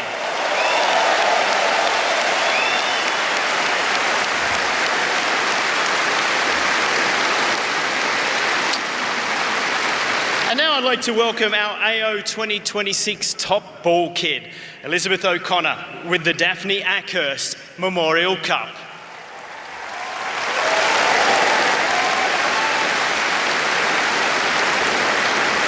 Now, the Daphne Ackhurst Memorial Cup, which is awarded to our champion tonight, has been travelling around Victoria over the last several weeks with our AO on the road team and is now safely back here in Rod Laver Arena.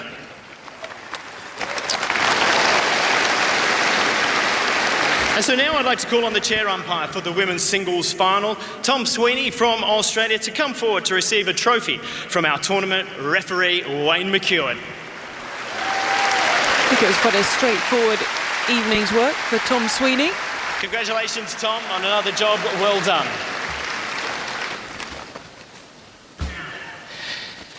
Now, our players. The world number one once again has brought her trademark power and presence to the AO stage. Her fight, determination are to be admired. Would you please welcome our finalist, Aryna Sabalenka. Two-time champion in Australia, Aryna Sabalenka. 4th consecutive final here at Melbourne Park for the world number one. Receives for a 2nd year running the runners-up trophy. Facing the photographers, just about mustering up a smile. Here she is. Honestly, guys, I'm really speechless right now. I'll try not to forget anything. I want to start with Elena.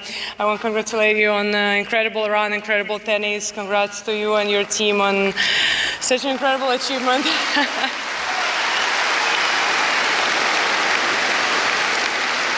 Of course, thank you everyone who make this tournament possible. I love being here. I love playing in front of you all. You guys are incredible support. I always looking forward to come and play in front of you. And well, let's hope maybe next year going to be a better year for me.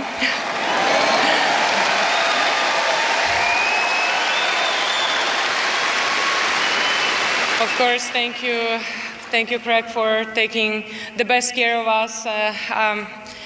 You give everything we need, and that's what's that? That's amazing. Thank you. I love you guys too.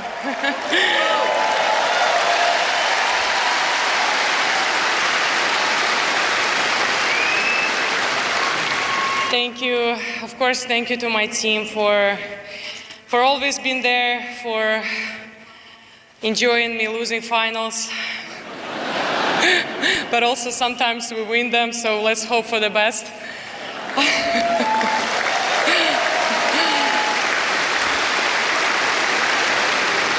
Let's hope that next year definitely going to be ours, right?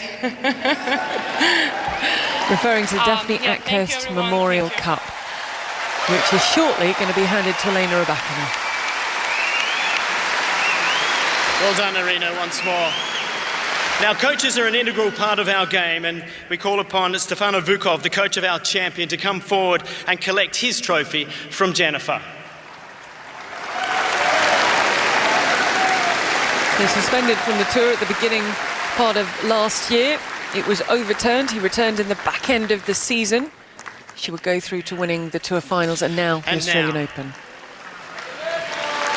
Time for our champion. Now, this woman has produced tennis of rare quality all fortnight, calm under pressure and dominant when it mattered most. Tonight, she claims her second major singles title. Would you please welcome the Australian Open champion for 2026, Elena Rybakina. Her second Grand Slam singles title, and the Daphne Akhurst Memorial Cup will be presented to her by two-time Australian Open champion Jennifer Capriati. They exchange a few words, I would say. We're waiting for the Rybakina smile. There it is, just appearing. She has played so well. Just the one set dropped, just the one defeat since the start of the year. Here is your champion. Yeah, it's hard to find words now, but of course I want to congrats Aryna with amazing results for a couple of years, and I know it's tough, but I just hope that we're gonna play many more finals together, and of course congrats to your team for all the improvements. A great job you've done.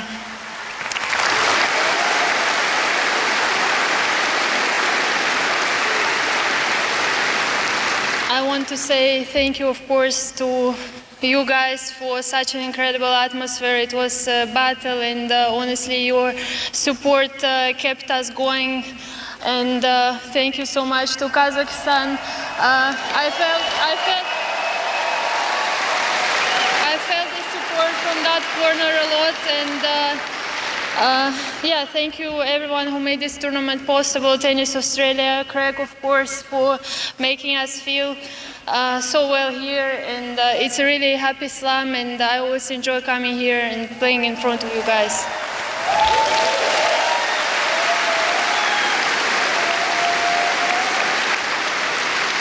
And of course, I would like to say thank you to my team. Without you, it wouldn't be possible. Really, we had a lot of things going on, and I'm really glad that we achieved this result. And thank you to all of you. And yeah, hopefully we can keep on going strong this year. And yeah, also I would like to say thank you to the medical team here, always doing a great job. And hope I didn't forget anyone. Actually, I want to say thank you to my sponsors, of course, and also President of our Tennis Federation, Bulaja Mišić. Thank you always for coming and supporting us.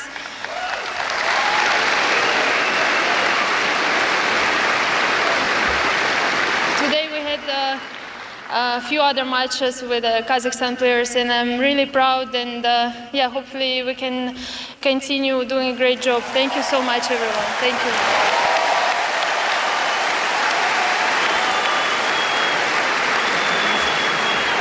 Congratulations once again, Elena. Ladies and gentlemen, would you please put your hands one more time together for our two amazing players and a fantastic final. That is the ovation for Elena Rybakina, the new Australian Open champion. She's beaten world number one Aryna Sabalenka after a very tight, very tense 2 hours, 18-minute final here on the Rod Laver Arena under a closed roof. It means Rybakina adds a second Grand Slam trophy to her collection to go alongside her Wimbledon title from 2022. Correspondent Russell Fuller, she's a player that when she plays at her best can beat her top level is above everybody else's top level. Everybody else in the world, including Aryna Sabalenka? You could argue she's proven that tonight. I think so. I think when she plays her very, very best, she wins. And she started this final very quickly, and she finished it in style as well, didn't she? Won the very first game, breaking serve, and that enabled her to take the first set by 6-4. But it just seemed to me, and I think to all of us here in the commentary box, that Aryna Sabalenka was performing the perfect overtaking manoeuvre. She was getting better and better. She won the second set. She went 3-love up in the third. But we didn't expect that she would be caught on the line in the way that she was, or at least I didn't expect it from that position. But she did get a little bit tense and she lost her way, and Rybakina decided to start to really go for it again from that position and won 6 of the last 7 games of the match. Elena Rybakina has now won 10 straight matches against top 10 players. That's impressive in itself, but she's just the 6th player this century to have achieved that. And her 60% win rate against the world number one is the highest of any player since rankings were first published in 1975, just highlighting, Annabelle, what she can achieve when she's playing at this sort of level. Yeah, and also when she's fit and is not battling sort of viruses and illnesses and injury problems and everything, and also that situation with her coach. But I think you're right. I mean, when she is on fire, she is untouchable. The ball striking quality is so pure, and it sounds different the way it comes out of the strings. The depth that she creates, you know, we've been talking about that depth that we were witnessing yesterday in the men's semi-finals with Djokovic, with what Alcaraz does on the court, you know, and Jannik Sinner. And, you know, when Rybakina strikes the ball, I mean, it's such a linear strike, isn't it? It's just low and flat and hard and aggressive. And she can also just take the ball up the line the way she was doing in that back end of the match. But, you know, Pat and I were just marvelling at the serve. It's absolutely beautiful.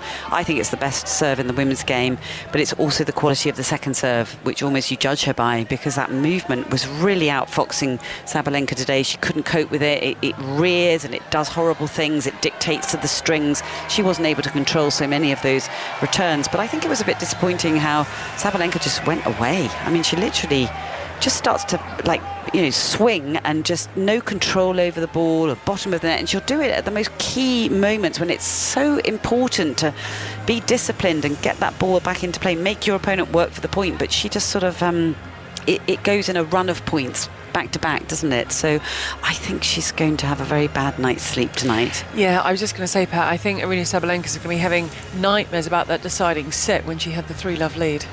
Yeah, but it's as in most finals, it's a battle of mini wins and tactics. And you know, Sabalenka, as Russell said, was you know, did a great job of overtaking, and Rybakina was serving particularly well. And the second serve that was bouncing up, Sabalenka was having all sorts of trouble, but found the solution to it, and got herself into a winning situation.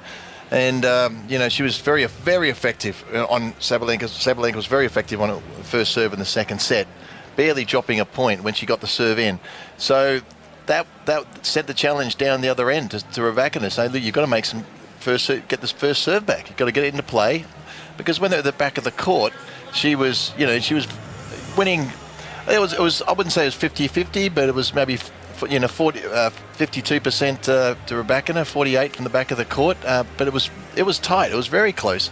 Once she started making those first serves back into play, she got the game on her terms. And, you know, clean striking. She had some wobbles on her forehand in the semi-final. I think she got those nerves out of her system in the semi-final, but managed to get through somehow in the second set.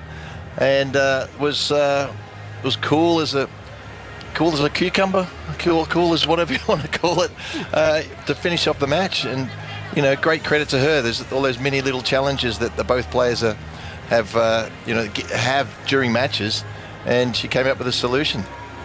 No, I think Cucumber is perfect. She's ice cool, Elena Rybakina.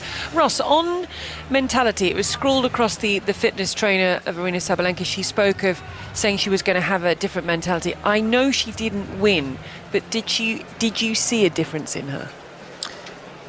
Yeah, and I think we saw that at the US Open as well. Ultimately, it didn't get her over the line, but it was almost like she'd been given a final warning by her parents. If you misbehave again, you are grounded. You could see she was angry, she was getting stressed, but it was almost like she was just shutting her mouth, keeping her arms by her side and trying to control her emotions. And there's an argument as to whether that is counterproductive, but it seemed to be doing the job for her. And then suddenly, and it was Rybakina who really did raise her level from 3-love down. She did start to go for it, and we have to give her an enormous amount of credit for that. And it just seemed to run away from her, and she got very stressed, and then the arms started waving around, and as Annabelle was saying, she went for a little bit too much. And in that sort of situation, and it did have a lot to do with the player on the other side of the court, she was just unable to get a grip and turn the match to her will. And she has, Aryna Sabalenka, in contrast to Rybakina, she has variety. She has the drop shot, she can come forward, but she wasn't allowed to do that by Elena Rybakina, who just kept her back. Yeah, there were a couple of moments in the match where you thought, oh, she's thrown in the drop shot, she's trying to draw Rybakina forward, she went for the passing shots, she used some angles kind of midway through the match, she started to slow ball a couple of times. I think she tried a few different things, but yeah, when you're up against someone who is just such a pure ball striker and has that big serve, there is so much pressure, because sometimes, with those 3 points she gets on service games, you're walking side to side to just go across to the next ball, do you know what I mean? So you don't get much rhythm, which is very, very difficult, but I think she's going to be disappointed with how her own game just evaporated, and she started to miss big, into the net, no shape, couldn't stay in the rallies at all. And do you think that was because of Rybakina or something that was going on with Sabalenka? I mean, obviously Rybakina's level was very high at that moment, but she starts to muscle and bully the points rather than hanging in there and thinking, I need to just keep this ball going, and yes, you have to stay in with power and depth and everything, but you've got to keep making it. And I think it's her techniques. I don't know what you think, Pat. She sort of rolls the ball over, doesn't she, with the racket face, starts to go into the net more.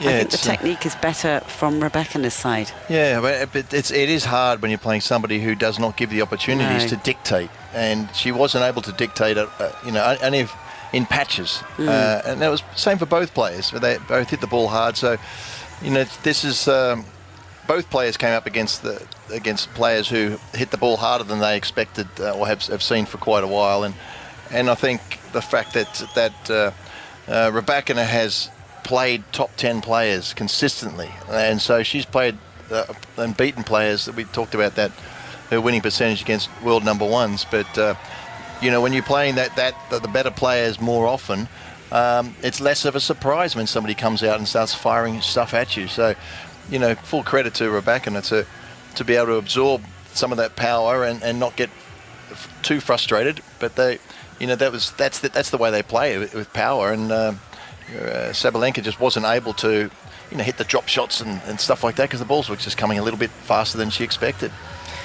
Do you, at one point, Annabelle, you said, I get the mentality thing, but I don't take it completely away from her, because we need that passion, we need the life that is Aryna Sabalenka.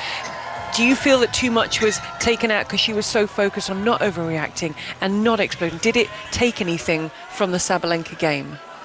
I don't think so, because I think that mentality that she had of composure throughout most of the match got her to 3-love in the final set, and that was where she waited patiently for her opportunities. She struck, she got it, and then I felt like, wow, she's really taken her game to a new level. She's in control. She just couldn't keep forging ahead, and I think, there was resistance down the other end, but then, as Russell just said, then the arms started flailing, then she went a bit almost petulant, and it got a little bit immature out there, the way she was kind of handling that situation and strutting around, and kind of almost lost her composure completely at one stage, but she managed to hang on to one service game. But I think it was just so impressive the way Rybakina, when it could have got really, really edgy in that last game, wow, to finish off the match with those two blasting aces and that forehand winner before that up the line, spectacular. No consolation whatsoever to Aryna Sabalenka. But how about this stat, Russ? Most consecutive Grand Slam matches winning at least one set. This is women's active streaks. Aryna Sabalenka, 110. The closest person to her is Naomi Osaka with 12 and Elena Rybakina with 11. It shows the fight that has always been, even when she was raw and she was just blasting the ball, it shows the fight that will always be in Aryna Sabalenka. So we have to stop and think about that for a moment, don't we? That means she's not lost in straight sets in a Grand Slam for 110 matches. That, I think, has to be my joint favourite tennis stat. The other one being that Jannik Sinner has never won a match that's over 3 hours and 48 minutes long. But that is absolutely amazing, isn't it? It's no consolation to her right now, as you say, because she just lost another final, and that's 3 Grand Slam finals of the last 4 she's lost. But yeah, nobody pushes her around, do they? She always wins at least a set, and normally 2, just not tonight. Elena Rybakina, can she... I don't know, Pat, can she make a race for the top? Can she keep the consistency? Do you see that in her game if she's fit and healthy? Can she start to dominate the women's game? Possibly. I mean, I think Wimbledon is the obvious one for her. She, with that clear ball striking and big serving that she'll do, she'll do very well there. Could she grab 2 Grand Slams in a year? Yes, and that's certainly heads you towards the number 1 ranking in the world. Sabalenka is so very consistent, isn't she? And every tournament, almost every Grand Slam, she's semi-finals thereabouts. And Rybakina's not quite as consistent, but you need to stay fit, you need to stay healthy, you need to enjoy your tennis, and stay focused. I think after you win your first Grand Slam, there's quite often a bit of a lull, and you feel happy about life, and maybe this second one will motivate her to keep pushing on. We'll have to wait and see, but she's certainly, as we've talked about, when she is hot, she is just about unstoppable, and I think that was proven tonight. Anyone pick her to win? No. I didn't know. No. And just one name, tomorrow, who's your men's champion? Oh, gosh, that's so hard, Gigi. We don't know how Alcaraz's leg is. No, one name, there's too much. I'm going to go for it. Come on. Even though I picked Sabalenka and I picked Alcaraz at the start, I'm going to go with Djokovic. I think that's a bit of a brave I'm going to call. go for Carlos Alcaraz, but my strength of conviction is less than it would have been had I known they were meeting at the final at the start of the fortnight. Only Pat stuck to the one word. That's all I wanted. Was that what you wanted? I just wanted one word. Everyone gave me lots of words. Now I'm being yelled at because everyone's given me too many words. Okay. But thank you very much. Thank you. Thanks. You to Pat Cash, Annabelle Croft and Russell Fuller. Look, history is going to be made regardless of what happens in tomorrow's men's final, which we cannot wait for. We'll either see Carlos Alcaraz become the youngest man to complete the career Grand Slam, or we'll see Novak Djokovic become the oldest man to win a Grand Slam title, and in doing so, become the first ever player to win 25, sounds crazy, Grand Slam singles titles. It promises to be an absolute epic. Join us for commentary on 5 Live and BBC Sounds from 8:30 tomorrow morning.